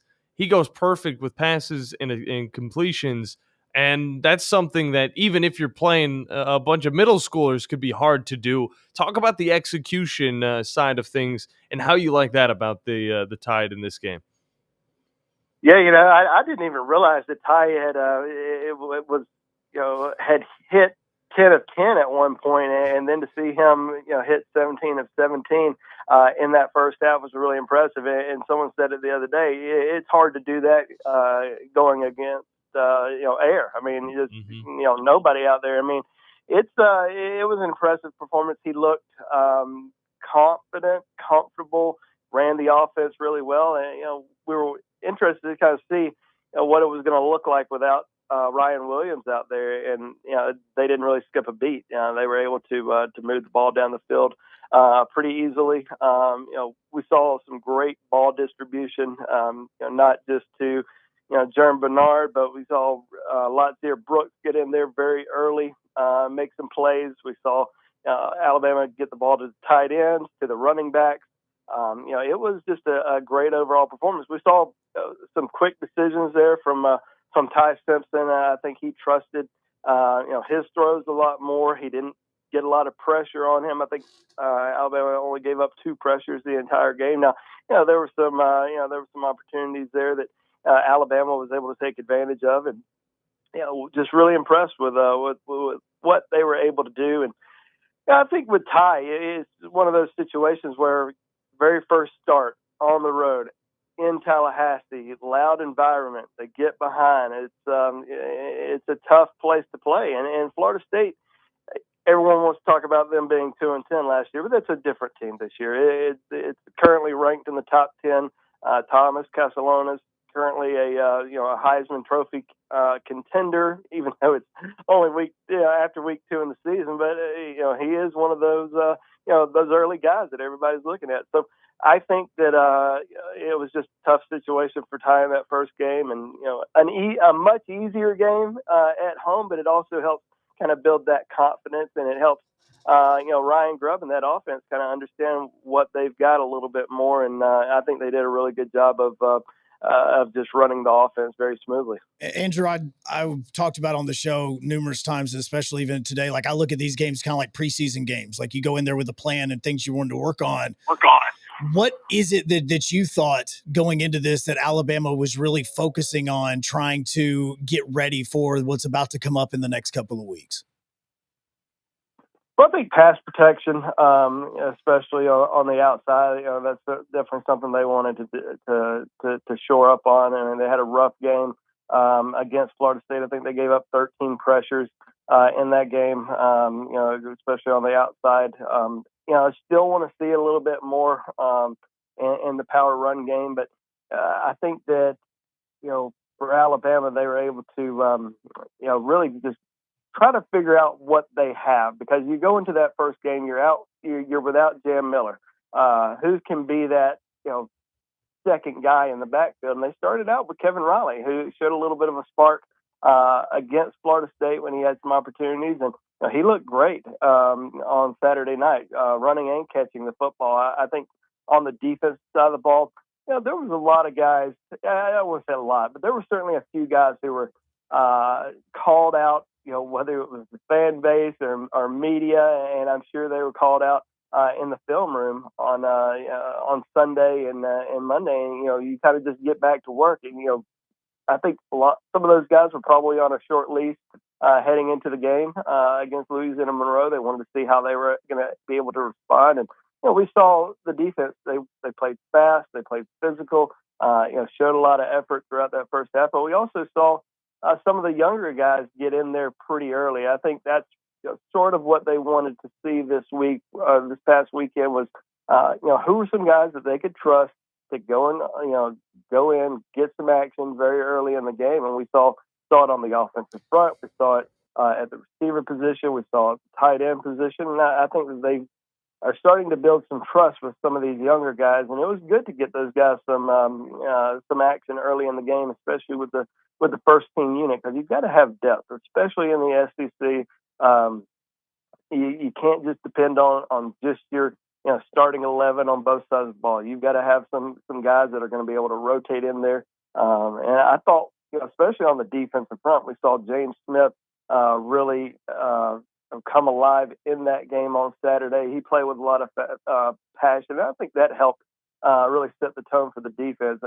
London Simmons, true freshman. There was only 3 true freshmen in the 25 class who came in during the summer, and we saw 2 of those guys make an impact on in the game on Saturday, and that was London Simmons, who got to start at nose tackle, and then Caleb Edwards at tight end, who caught a touchdown reception. So good to kind of see some of those younger guys step up, and maybe you're really going to kind of depend on them. Once you kind of get into the grind of the SEC schedule. Well, and Andrew Bone joins us right now from Bama Online, and I was really interested as well about the whole Ryan Williams situation, because I'm going to admit, Islam Monroe week, so the actual focus of some things that were being said may have went over my head on this. But how early in the week did you guys know anything about a concussion or a possibility that he wasn't going to play this week? It seemed like that was the direction it was going. They like to keep things pretty tight-lipped when it comes to things like that. But I felt like he was certainly going to be out of this game. Precautionary, just kind of keep him on the sidelines. It's a position at Alabama that they're very deep. Obviously, we saw that on display Saturday night, but I think they wanted to hold him out. I think he'll be back this week for the Wisconsin game, even though that hasn't been officially announced yet. But yeah, I think you also have to have some a sigh of relief with the guys that performed really well, especially when we saw Latsier Brooks out there. And you follow Bama online closely. We have been talking about Latsier Brooks, I think, since last spring as a really special talent that not a lot of people were talking about. Wasn't a highly recruited player. The interesting thing about Latsier Brooks is he went to Alabama summer camp during his junior year, but before his junior year of high school. Received an offer, didn't post it on social media, was just really, didn't really post anything on social media, wasn't active. It was the only college football camp he went to that summer. So didn't get any offers. He was really any other offers. Had it in his head that he was going to end up committing to Alabama after his junior season. After his junior season ends, Holman Wiggins, the wide receivers coach, leaves Alabama, goes to Texas A&M. Nick Saban ends up retiring. Latsier Brooks isn't really sure what he's going to do anymore, but then the new staff arrives. They evaluate film.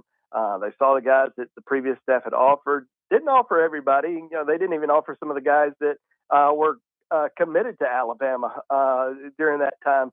And we saw a lot of those guys end up going elsewhere. But Latsier Brooks was one of those guys that said, hey, this is a good kid. We really like him. We want to bring him down for a visit. Came down for a visit during the spring, picked up his commitment, and, kind of the rest is history. I mean, he looked – I know a lot of people are saying, Jalen Waddle when they watch him play out there. I mean, he certainly has those traits. I don't think he's I don't know if he's as thick as Jalen Waddle was. He's a little bit smaller, but man, I mean, he can get up and go. He's got great speed, quickness. He's elusive, and I think he's going to be a bigger part of the offense even when Ryan Williams does return. How strong is Richard Young? I know he didn't have a huge run game presence, but pass blocking, the kid threw down, I think, 4 or 5 UL Monroe players. Talk about his strength. Yeah, I'd actually mentioned this on Bama Online earlier today. I said, I went back and rewatched the game, and you sort of notice, during the game while you're watching it live, some of the just leveling that he does out there, and you're just really impressed. But then you go back and rewatch the film, and it happened more times than you remember. I mean, he is a physical blocker, certainly something that is needed in that backfield. And I think that he's certainly a guy that you're going to need in that passing game. Because Alabama, Jam Miller's a good pass blocker. I wouldn't say Kevin Riley's a very good pass blocker, at least not yet. He's just not that physical and not that big. He brings some other traits to the table, but Richard is certainly a guy that that's going to pop you in the mouth.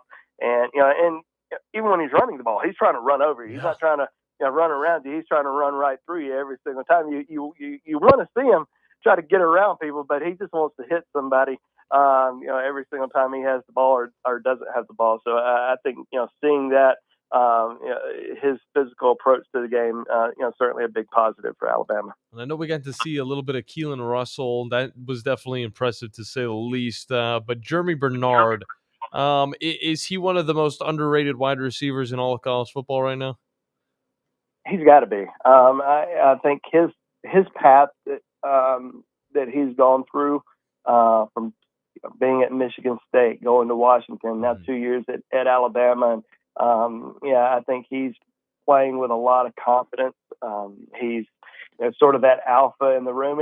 And what's interesting to me is speaking to different players, different coaches throughout the month of August leading up to that first game. I mean, he was really the first guy that everybody really mentioned as being the alpha in the wide receiver room this year, and which sort of surprised me just because of Ryan Williams. Everybody knows about Ryan. He's been kind of the face of the program over the course of the last year, but the first name that was always mentioned was Jeremy Bernard, and we've seen that the last 2 weeks, and I think that obviously he had a big game early on against ULM.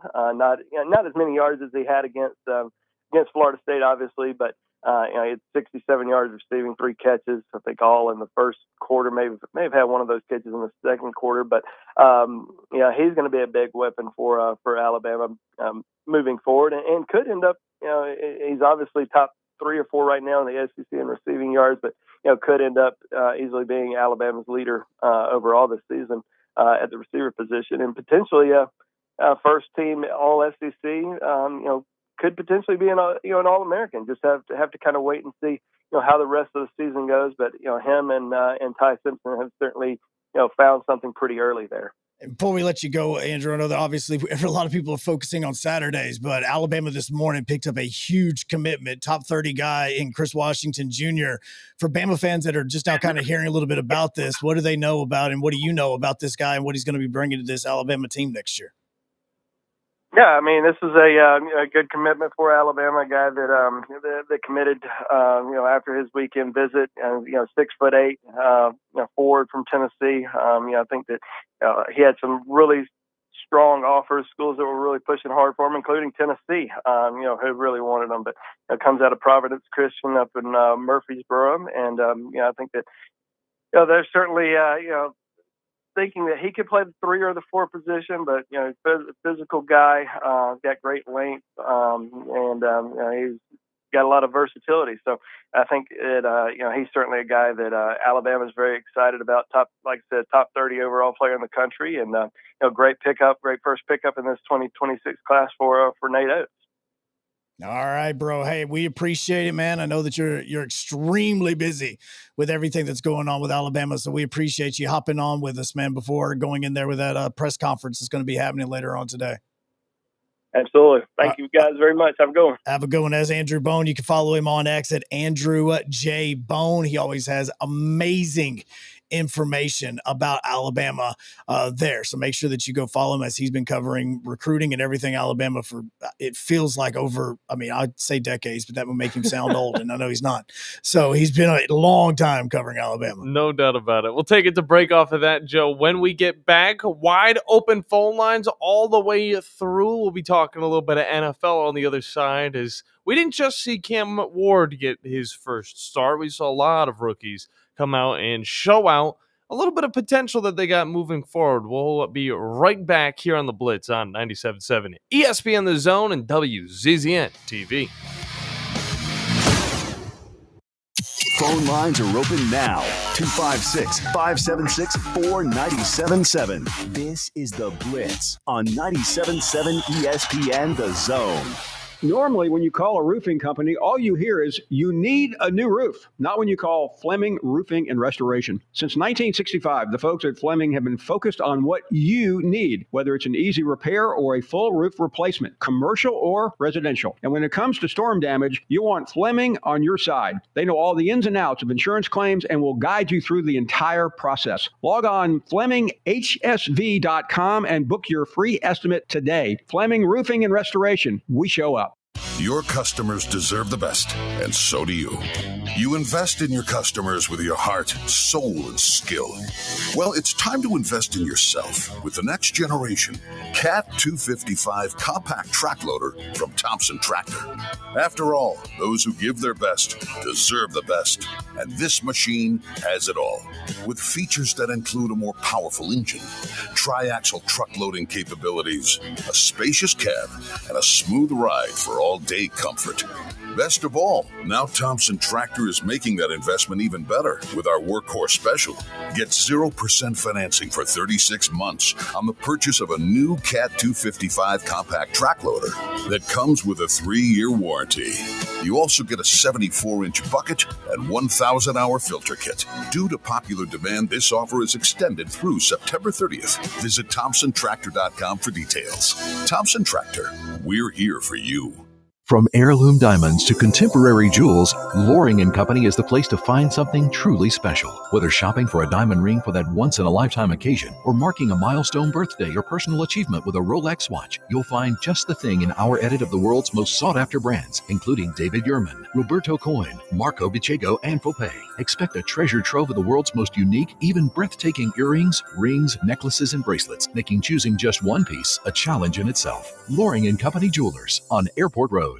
I'm here with Stan McDonald of Jacob Title. Stan, I've heard that every real estate closing at Jacob Title is a very big deal. Why is that? Wes, I'm reminded of a very impactful statement that I heard from Coach Gene Stallings years ago when he talked about big games and little games.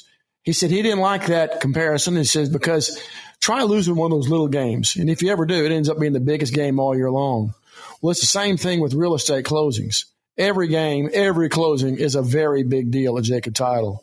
Because when it's your closing and your contract on the line, it's a very big deal, and we understand that at Jacob Title. So it sounds like whether your client is a first-time residential buyer or a multi-million-dollar investor, they can expect your A game. That's exactly right. As a matter of fact, when you bring your real estate closing to us at Jacob Title, we understand it's all about trust and confidence. And when Stan McDonald tells you that a chicken dips snuff, you can look under his wing for the box. And like Beebs likes to say, there's no doubt about it. Where's the best place for sports? What about the best place for wings? If you answered Jefferson's for both, you're right. Jefferson's is also a great place for value. Every Monday, kids eat free with the purchase of an adult meal, and teachers bring your teacher ID, and you eat free every first Tuesday of the month up to $15. Jefferson's, best place for sports, best place for wings, in Hampton Cove, and our latest location, now open in New Market on Winchester Road. Big, the bad, and the bold is the most powerful walk in the globe. Taking the cake, breaking the mold. Legends of warriors go toe to toe. It's getting hot, raise up the temperature. So hot, the fire is burning up. Heat wave, nobody's safe. Tonight is the night. Today is the day. Well, thank you, Joe. This is the first Jelly Roll song I've ever heard. Oh, is this the first one? Well, this is. He doesn't have many songs that has that kind of upbeat vibe to him. It's even this one kind of goes into his actual singing ability, but a lot of his stuff is about a man has made a lot of mistakes, and so that's the reason why a lot of people just vibe to his music. But also, by the way, I like the fact that you said this is the first Jelly Roll song that you actually like. This was the theme song of SummerSlam back in a couple years ago when WWE was in Nashville. Oh, I didn't say I liked it, Joe. I'm just saying, man. I didn't say I liked it. Look, I'm just letting you know it's a good song. It's the reason why I put it in. And it was Jelly Roll on it. So you can hop in on the phone lines 256-576-977. You can also hop in over on the chat as well at WZZN TV. All you got to do is go Facebook, X, YouTube, type in WZZN TV or 97.7 ESPN The Zone. It's going to pop up right there in front of you. And you can get in on the chat. York hops in, says from a fan standpoint, he goes, even though they lost, the Saints looked, he was impressed with the way that they look. He asked us if we got to see any of it and what were our thoughts on it. I think that they look all right. I think that isn't, a good thing to say. I look at it and I still say that I still think that they're behind both the Falcons and the Bucks in that division. Oof. And so that's not good, Joe. It isn't good. The Bucks is one thing. The Falcons are another. Well, I think that also with the way that Michael Penix Jr. played against the Bucks yesterday, that was extremely impressive. That you had Bijan Robinson running really well. You had Michael Penix Jr. being able to dump it off to him and make smart plays, with able to get him in space where he can make a couple of moves. I mean, the touchdown run that Bijan Robinson had on that little just pass right over the middle was absolutely tremendous, because that was a lot of Bijan Robinson making guys miss. I think that a lot of what they're going to be doing is you're still going to want to protect him, but his big body is going to allow him to take a few more hits. And that play that he made stretching into the end zone, that was a very, very big time play that a lot of quarterbacks don't stick that foot out You're not to just wrong. get that extra little bit of yardage to get that touchdown. He was perfectly horizontal to the football field, and his long frame was able to do just enough right there. It did remind me of a Cam Newton and a Michael Vick touchdown that both of them scored in very similar ways. Yeah. But I think that again, Michael Penix Jr. is a very intelligent quarterback. Yeah. And I do think that it's the right decision to go with him. I think that even after this week, if I'm the Falcons, I continue to try to see if I can find a team that needs a quarterback, but you didn't really have any quarterbacks go down over the weekends or where you could trade Kirk Cousins. Mm-hmm. But you've got to get that money off your books. That time will come for the Saints. Spencer Rattler, of course, starting quarterback over there. It's one of the most questionable quarterback rooms, I would say. He's definitely not the top quarterback in that division, I'll tell you that. 214 yards. He threw the ball 46 times. I mean, that's the problem here. You've got a few playmakers, but when it comes to the running game, it is very thin. Alvin Kamara, of course, going to get the blunt of the runs. Whoa. And then on top of that, it's good to see Rashid Shaheed coming back, getting some touches right out the gates. So fantasy players out there, definitely keep an eye on him as one of those sleeper 3 wide receivers because he'll get the ball running and in the passing game as well. Chris Olave looked good. And of course the tight ends were looking stout, but again, there's just a lack of talent in the wide receiver room and the running back room, man. I also kind of question a little bit from the defense themselves, just because they gave up a lot of big chunks of yardage in this. And a lot of times there was some, even with the touchdown that James Conner scored at one point in time in that game. I think that even with that, there were good plays that the Cardinals actually called in that game that was able to kind of trick the Saints in it. A lot of that was good play calling, but then there are other plays, like they gave up a huge run at one point in time in the third quarter to Benson that I just think to myself, man, he should have never been able to get around that edge. Mm-hmm. Like those are the types of things that once he got around the edge, they should have been able to seal it off where he didn't get like 20 or 30 yards on the run. So I think defensively, I do have a lot of questions. I think this team still has a lot of questions, period, about them. And for me right now, it's kind of hard to look at the Superdome because I just spent the last week rewatching the Katrina documentary that just dropped on Netflix and to remember the 20-year anniversary of that and everything that went on in the Superdome. It is a really, really good documentary for 2 of the 3 episodes. Do we say people who think that was conspiracy or there terrible? are people that, no. I mean, are they terrible for thinking that's conspiracy or is this just a natural disaster, bro? No, there's talking about something from 2005, but it's fine. And because a lot of people are talking about it now, what was really, first off, the good thing about the documentary is that not only did they get people that survived Katrina, they had mayors that were on there. They had generals that were in Katrina and in New Orleans that were talking into this. There were a lot of credible people. There's one actor that is in this movie that he's one of those guys that you will go and go, I see that guy in movies all the time. You don't ever really know his name, but you see him in all these movies. And he was in Katrina and he talks about it. And so there is a portion of it that talk about the reason why so many people think that it was a conspiracy because of something that happened in the floods, like that happened in like the 50s and how it was so similar to what happened there. And so people believe that that there is a conspiracy that they let this happen. And so that's the reason why, but it is a very, very good documentary. It will absolutely tear at your heartstrings with certain things, especially with some of the stories that people share in it. But I look at the Superdome during this, and that's all I could think about as I was rewatching some of the highlights from that game. But no, it's a good one. You need to watch it on Netflix. And as we're talking about it, I have their schedule pulled up. They play San Francisco next week. That's going to be a home game. But Depends then on how good Kittle is and if that offense is going to be good. Well, it also comes down to if Jawan Jennings is back. Kittle, of course, he got out early in that game after putting up some big yards. But then you go to Seattle, and I would say that's their first chance at possibly winning. But Seattle was they were pretty loud, and of course the 12th man does play a factor. But you got Buffalo, and then I'm thinking that the first for sure chance to get your win would come in Week 5 against the New York Giants, and then you might be able to catch New England off guard as well. But it's going to be a little bit Saints fan until your team starts flowing with it. I do think that it was progression, but I also think that I think that there could be some teams that could value Alvin Kamara a little bit, that could get him into a locker room where he could actually win. I mean, he doesn't have many years left. He doesn't. And I only say this as a guy that I've loved watching Alvin Kamara play as much as I have. But at the same time, he's been very committed to New Orleans, very much kind of like a Drew Brees. but he's also not really had much help around him through a lot of his career. And so I would like to see him go somewhere where he has an opportunity to really win. I don't think that Rattler's the answer. I do think that you still need a lot of help on the defensive side in this. I sadly could see this as a team that's drafting in the top 10 next year. I could definitely see that. I see Rattler the same way that I see who was that quarterback for the Falcons 2 or 3 years ago.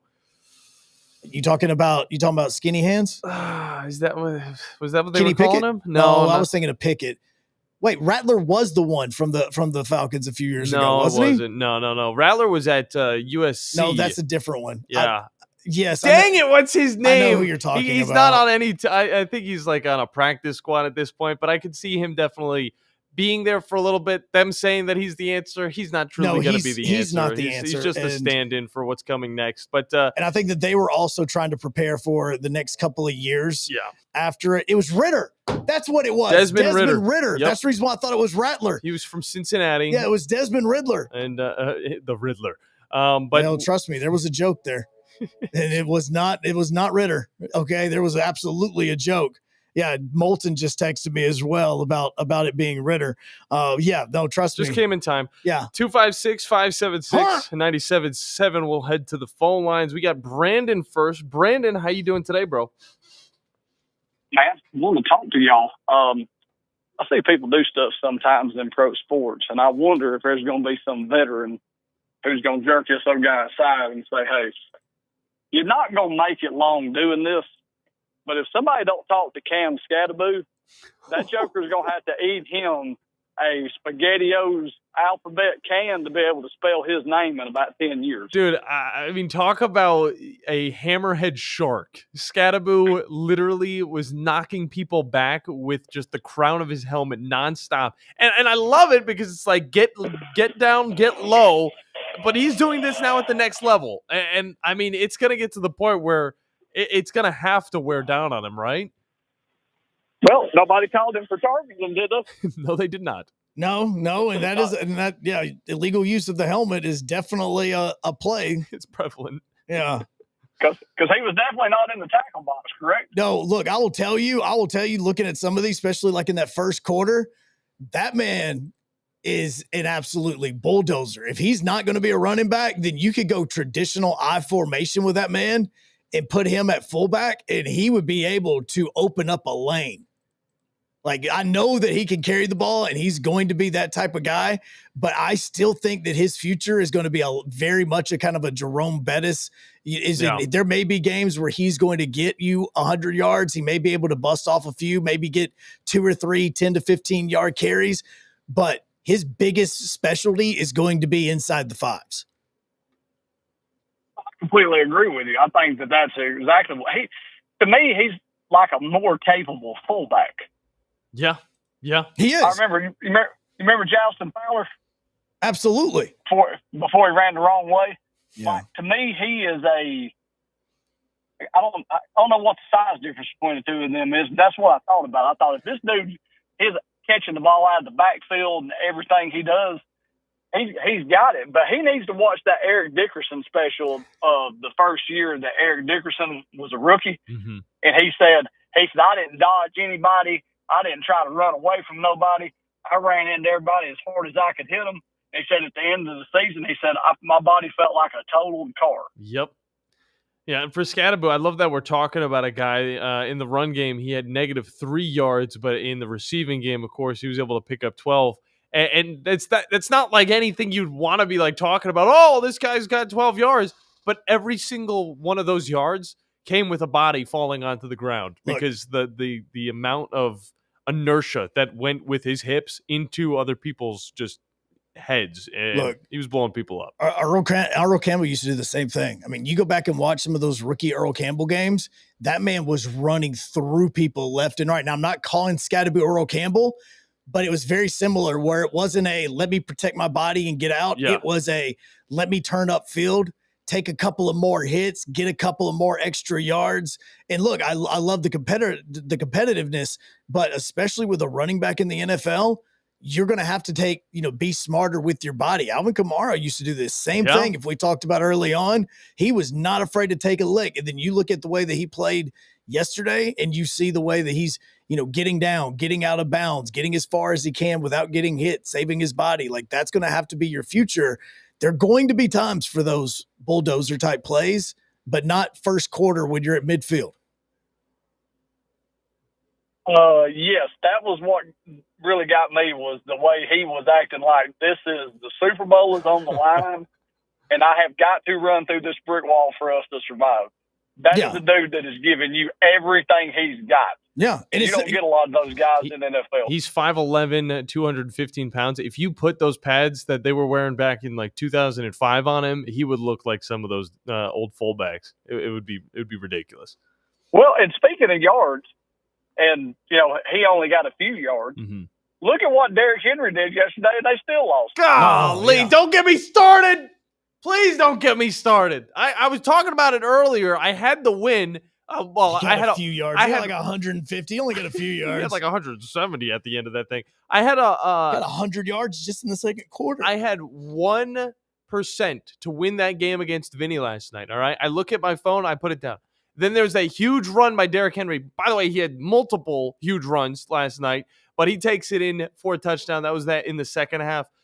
I then had a 99% chance to win the game against Vinny. I had one more point than him, and this game was coming to an end. The only thing that would stop me from winning it is if Derrick Henry fumbled the ball. What does he do? He fumbles the ball. I now have a 1% chance. The game goes into, Bills territory. They get down the field. They kick the field goal. They win the game. I had no chance. I was just holding on to a prayer that the stats would update and I would somehow get the win in this game. But don't get me started. What an amazing performance by him, though. At his age, come on. Again, he had 100 yards rushing just in the second quarter. And the first quarter was more impressive than the second quarter. This hurts my heart to talk about because I still wish that he was a Titan.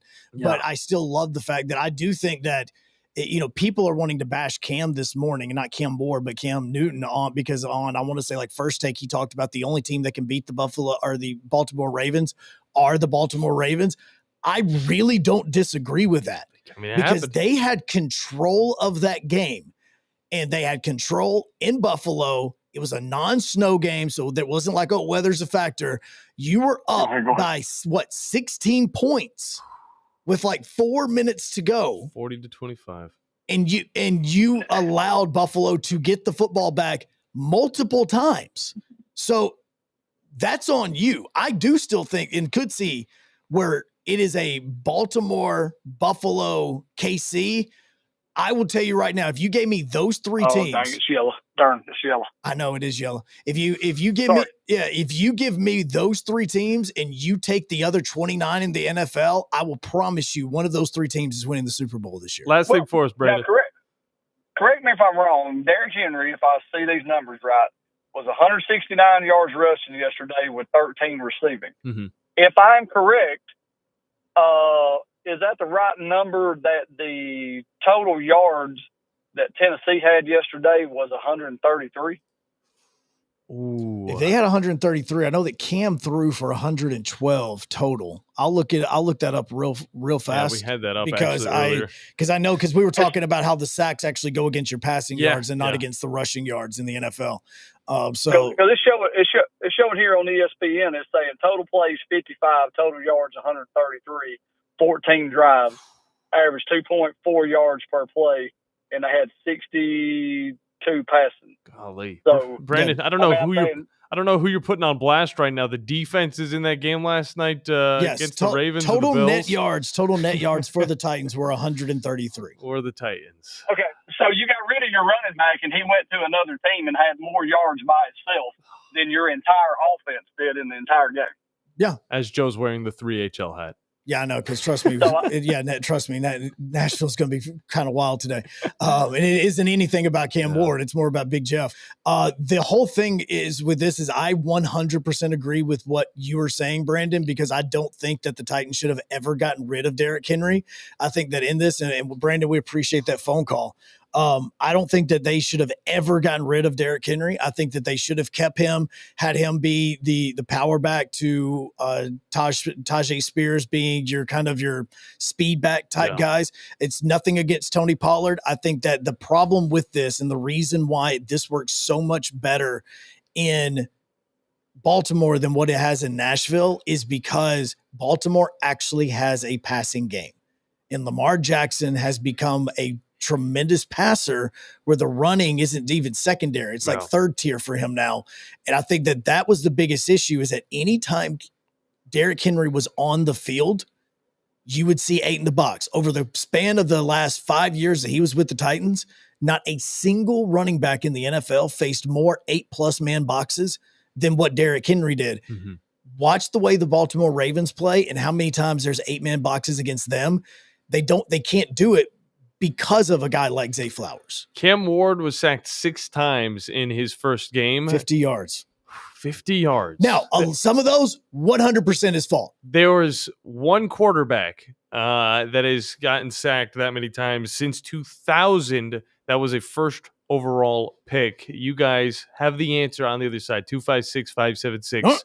97.7. A little bit of trivia, and then the phone lines when we get back here on a Monday edition of The Blitz on 97.7, ESPN The Zone, and WZZN TV.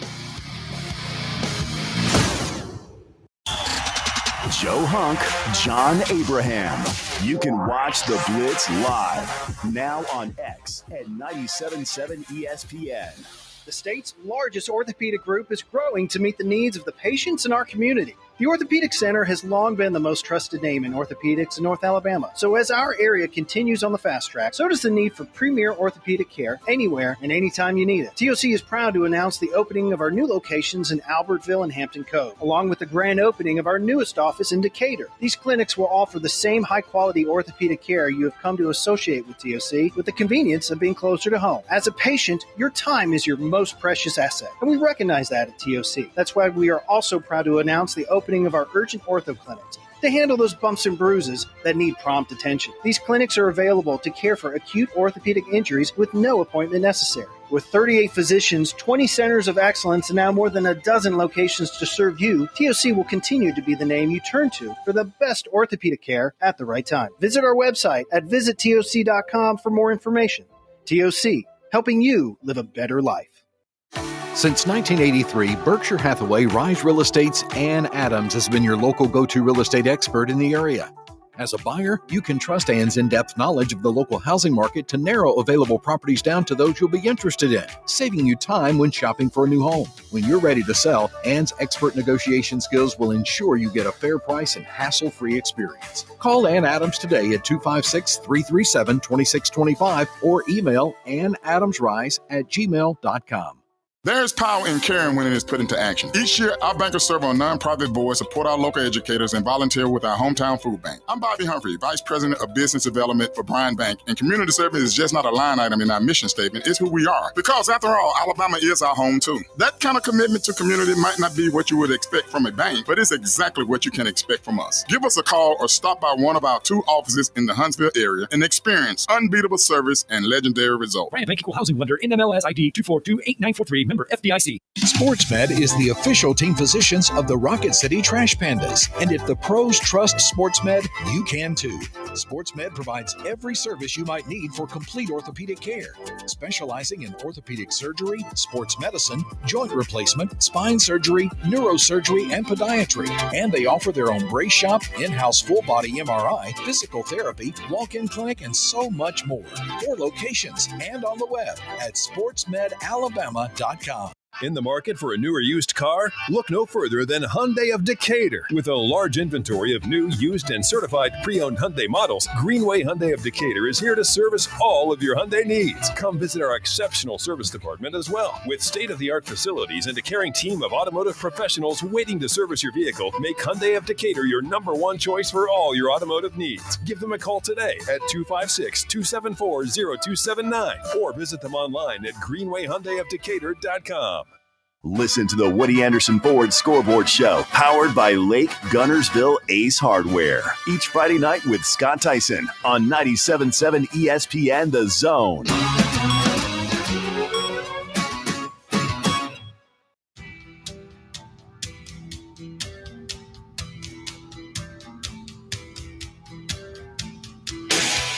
Final segment, best segment on 97.7 ESPN The Zone. Joe Hunk, John Abraham. Oh, yeah. Tom Abraham's coming up here in just a little bit. Don't forget that tonight you also have Monday Night Football that you'll be able to watch. We didn't. What? We didn't forget. Oh, I was about to say, wait, what?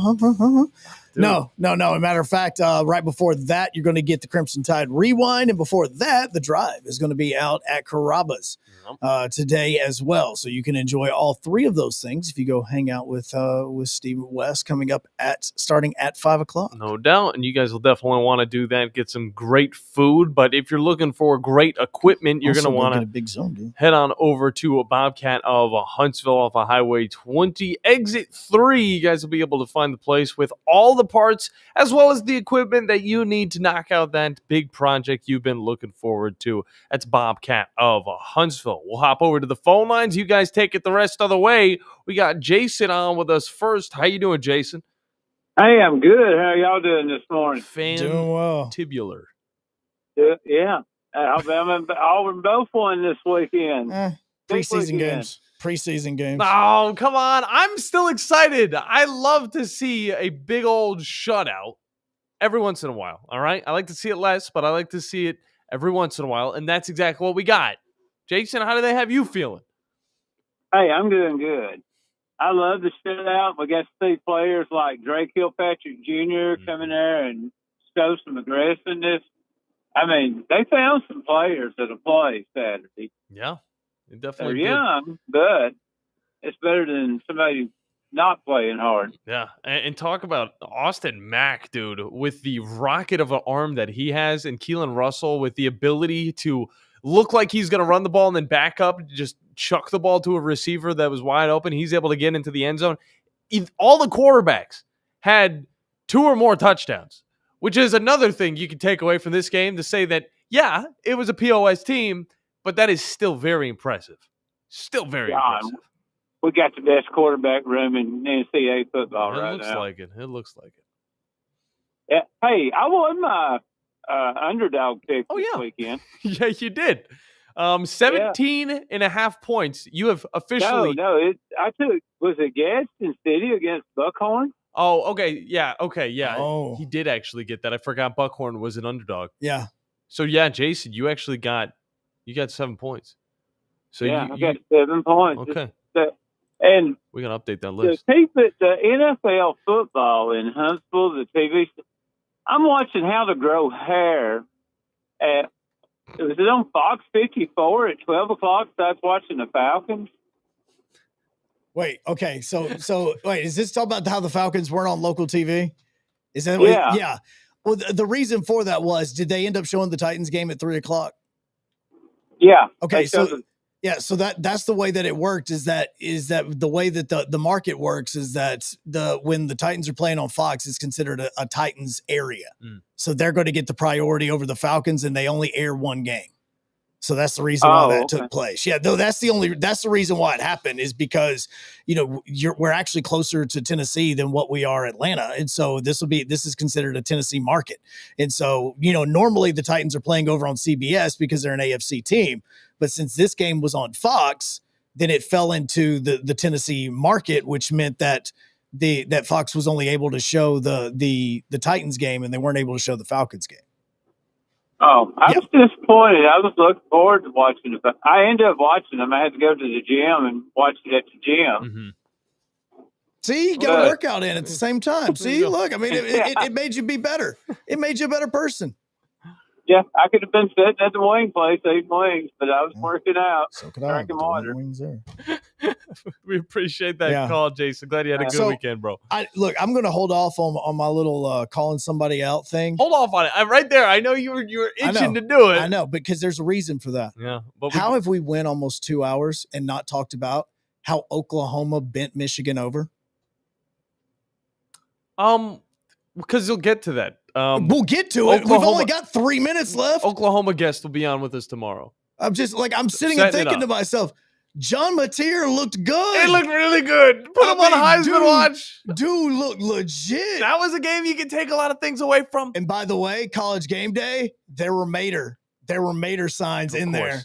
I laughed my tail off when I saw it. It's our fault. No, probably not. Either way, we continue on with the phone lines. Jay from Athens is on with us. Jay, how you doing, bro? I'm doing good, guys. Joe, you pretty much answered my question. I mean, you would think, I thought CBS was the AFC, yep, affiliate show AFC games, and Fox showed NFC games. Well, a big, like a divisional rival game, Atlanta and Tampa Bay should have been on Fox. And that's the reason why. And the way that it goes is that was an AFC matchup. Historically, it used to be on CBS all the time, but with the way that they've kind of divvied up the television rights now, like it's not a foregone conclusion that the game will always be on CBS just based on how they kind of divvy up the matchups. And so with the way that happened, with the Titans being on Fox, the Fox had only guaranteed, one game in, regional markets. And so the reason that was the case is Tennessee is considered a Titans market here in Madison County. And so that's the reason why the game got put on that way instead of being able to put the Falcons game on, even though the Falcons game and the Titans game were on two totally different times. It was because of the priority of what the market is. That's great. And that's like if you live in Nashville, you get more Cincinnati Reds games than you do the Braves games. Oh yeah, right? no. There'll be times that I would go up and when I'd be on the television, I would want to turn on Fox Sports Southeast or Bally Sports East at the time, and I'd be blacked out, and I'm going, well, why am I blacked out? And I would look, it would be like a Reds game, and I'm going, what the heck? I don't care about the Reds, but it's because Nashville is also considered a Cincinnati Reds market as well as a Braves market. So weird. Yeah, there's a bleed over in it. And look, Cam's got to get rid of that ball quicker, man. They had every chance in the world to win that game at Denver yesterday. He's got to stop running backwards. He's got to get rid of it quicker. Yeah, it's double-edged sword with it, and I agree with you. And thanks for that phone call. I do agree. He does. Have a great week, Dave. You too, man. And I do think that they do need to get the football out. He does need to get the football out quicker. But there are also times he did take sacks that I thought were very smart of him to take sacks instead of trying to force a throw where it could have gotten intercepted and it led to field goals. But when they got that turnover and they were on the 20, yeah, you can't drop all the way back to the 50, bro. That's a massive miss. Like a rookie that has been there before. And that was something we did not get out of Will Levis, even in his second year as a Tennessee Titan quarterback. He made some really good plays and passes that I say, that's elite NFL. But he also made dumb decisions, as you can tell that was a rookie. Yeah, a little too much out of it. But either way, a lot more reaction to go as we get through this week. Tom Abraham coming up next. This has been the Blitz. Bye, Livy. There's a lot of talk these days about who's the biggest. I'm attorney Gary Lackey. Bigger doesn't equal better. I'm attorney Jennifer Lackey. We know we're not the biggest. We don't want to be. I'm attorney Justin Lackey. We're big enough to handle your case and get you the help you need. But small enough to welcome you, where you're never just a number. You're part of our family. The Lackey Law Firm, 1-800-4RIGHTS. No representation is made that the quality of the legal services to be performed is greater than the quality of legal services performed by other lawyers. We are a championship school, and school is in session. Makes the catch. Makes them bang into each other. Stays on his feet. Breaks the tackle. Scores. Join us Saturday as the Crimson Tide hit the turf to face the Wisconsin Badgers. Our coverage begins at 8 a.m. on your home for Alabama football. Your home of the Alabama Crimson Tide is 97.7 ESPN, The Zone. Tom Abraham here for my friend Mike Owen at Owen Home Appliance Center. You know it's hot outside, so cool down with an upright or chest freezer in stock at Owen Home Appliance Center. And don't let those beverages get hot. Get an under-counter ice machine with a built-in pump for just $12.99. Or how about a fridge out by the pool or in the garage for extra cold drinks? You can get a scratch and dent 18 cubic foot refrigerator for just $3.49 while supplies last. Go to OwenAppliance.com to learn more. That's OwenAppliance.com. From heirloom diamonds to contemporary jewels, Loring & Company is the place to find something truly special. Whether shopping for a diamond ring for that once-in-a-lifetime occasion or marking a milestone birthday or personal achievement with a Rolex watch, you'll find just the thing in our edit of the world's most sought-after brands, including David Yurman, Roberto Coin, Marco Bicego, and Fopay. Expect a treasure trove of the world's most unique, even breathtaking earrings, rings, necklaces, and bracelets, making choosing just one piece a challenge in itself. Loring & Company Jewelers on Airport Road.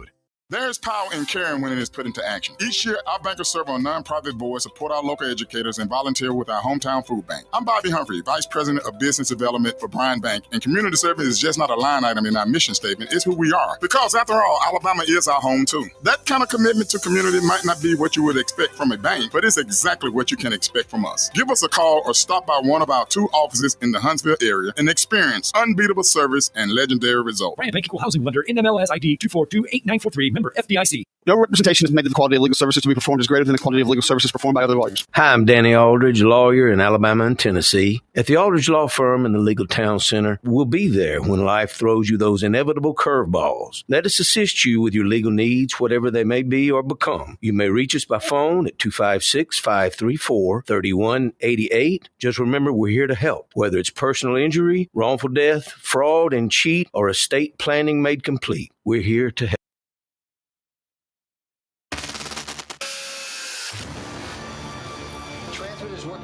I hear everything clear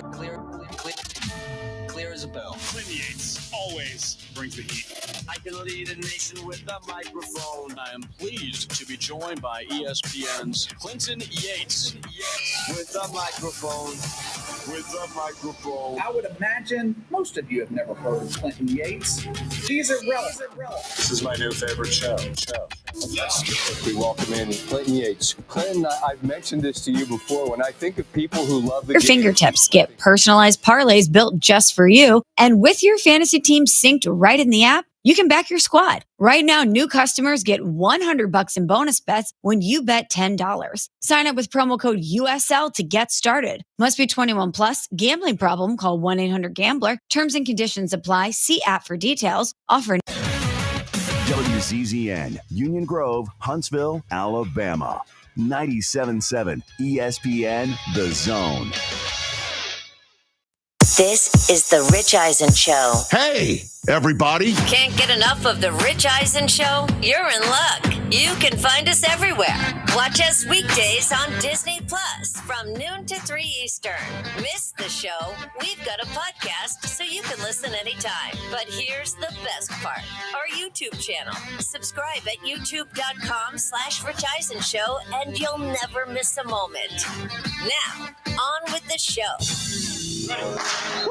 Play clock starting. This is the Rich Eisen Show. I was happy to meet everybody associated with the Jets. Live from the Rich Eisen Show studio in Los Angeles. And Matt Prater has won the ball game. Today's guests: broadcasting legend Al Michaels, 3-time Super Bowl champion Mark Schlereth, and latest news and more. And now, it's Rich Eisen.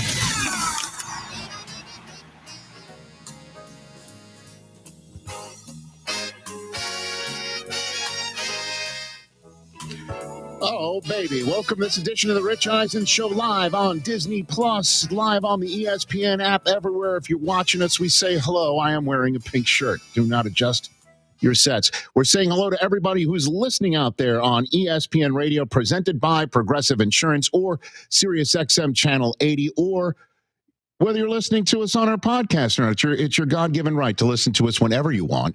And we're giving you a shout out right here. If you're taking in all 3 hours of our program every single day, we'd appreciate it if this is the way you like it, through our podcast. All 3 hours available wherever you get your podcasts on the ESPN Pod Center network. Al Michaels is making his way to our studio, and that's because we provide him with food and makeup.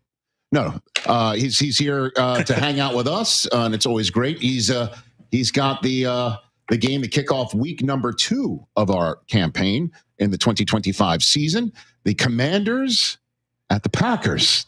That's a pretty significant contest based off of what we saw over the last 24 hours. 2 teams now 1-0. And then Mark Schlereth, who was at that weather-delayed game in Jacksonville for Fox. He watched Travis Hunter play football for a professional football team for the first time in his life. And, of course, we'll talk about the Denver Broncos and how they struggled to beat the Tennessee Titans. And then the rest of the NFL campaign, chatting with you. 844-204-RICH is the number to dial. One last piece of housekeeping before I say hello to everybody. The Overreaction Monday podcast all year long, coming out during the regular season and the playoffs every single Monday. Chris Brockman and I have already recorded it. It should be up at any moment in time. Check it out on our YouTube page or wherever you get your podcast. Good to see you over there, Christopher Brockman. How are you? Rich, good to see you again. How are you, my friend? Back in the same hemisphere as you. It's good to see you. Good to see DJ Mikey D is in D's nuts. Good morning, Rich. Your microphone does work. Yes. Good to see you over there, TJ Jefferson. Candles lit. Candles lit. Guys, it's just another Manic Monday, but I do wish it was Sunday because that was a fun day. That was indeed. And you're rhyming, and I believe you're wearing a Bengals t-shirt. We've got a surprise guest zooming in at the end of this hour to play the final win-loss game of our season. 844-204-RICH is the number to dial. Stay tuned for all of that on the program. Let's start with the obvious. I've never seen a game like the Sunday Night Football game to wrap up week number 1 of the 2025 season. And I know that sounds like an exaggeration. It sounds like hyperbole.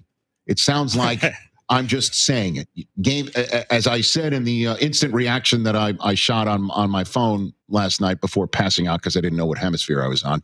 But I've got to say, words like crazy, insane, I've never seen that before, it gets thrown around a little bit too often in our sports conversation world when it doesn't merit it. I've never seen a game like that. That was crazy, nuts, and insane. Yeah. That was as wild an affair as you can see. And just don't take my word for it. I think you would agree, everyone in this room, whoever's watching us or listening to us would agree that you've never seen a game like that. And I've got a statistic to back it up. Buffalo becomes the first team in NFL history to be down by 15 or more points with under 4 minutes left and win the game in regulation. We've seen it before happen in overtime. We've never seen it not go to overtime. We've never seen somebody just say, we don't need extra time. We're going to take care of it right now. Only the second time, and it's, I guess if you're 57, 58 years old, you've never seen a game like this if you're a Buffalo Bills fan. Only the second time in Buffalo franchise history, they've come back from 15 or more points entering the fourth quarter and won. The last time was, of course, against the New York Jets in the regular season, obviously. 1967. They were down 17-0. They won 20-17. And then for all of us to settle in and say, okay, let's see the very first ever week 1 matchup between the last 2 MVPs of the league and see what happens. Let's see if it can live up to the billing. And then Lamar Jackson comes out and has an 18th career game with 200 or more passing yards and 70 or more rushing yards. That's the most all time. The only other player who's had more than 11 such, he's the only player who have more than 11 such career games. The only ones who have 11 such career games are Russell Wilson and the guy he beat it looked like he was beating last night, and Josh Allen. It's the 15th career game with a passer rating for Jackson of 140 or better. He's now 5 behind Aaron Rodgers, 5th on the all-time list for such a thing. Oh, and there's Derrick Henry. There's Derrick Henry doing Derrick Henry things. I've said this before. I'll say it again. By the way, I'm so glad that years ago, we got to find the exact date where I said this guy's a Hall of Famer. I think it was about 5 years ago. It was around 2020. I said that. But he wasn't when you said it. Okay, good enough. But I saw what was coming, which is You did him. call it. You did call it. And I'll say, again, what I've said here multiple times as well. Nobody runs the ball in such a way that you can imagine what it sounds like as he's running. The whistling of air, the whoosh, or in the way that his quarterback has described him, the ka-chow he has. Since we're on Disney Plus, I should make a Pixar Cars reference. He did call him Lightning McQueen, and he does look like Lightning McQueen when he runs. He does look like he's faster than fast. Yeah, but he's so much bigger than Lightning McQueen. So massive. He's like Lightning McQueen in Toe Mater's body. Hey, there you go. That's funny. There you go. Holy smokes. That's funny right there. It's insane. He recorded his 13th career game with 150 or more rushing yards and 2 rushing touchdowns. He's now tied all-time with Jim Brown, who he passed in the all-time rushing touchdowns list yesterday. He now has the most games of 150 or more rushing yards at age 30 or older, second most tied with Tiki, one behind Sweetness. He did that last night. He's now come up with 7 straight games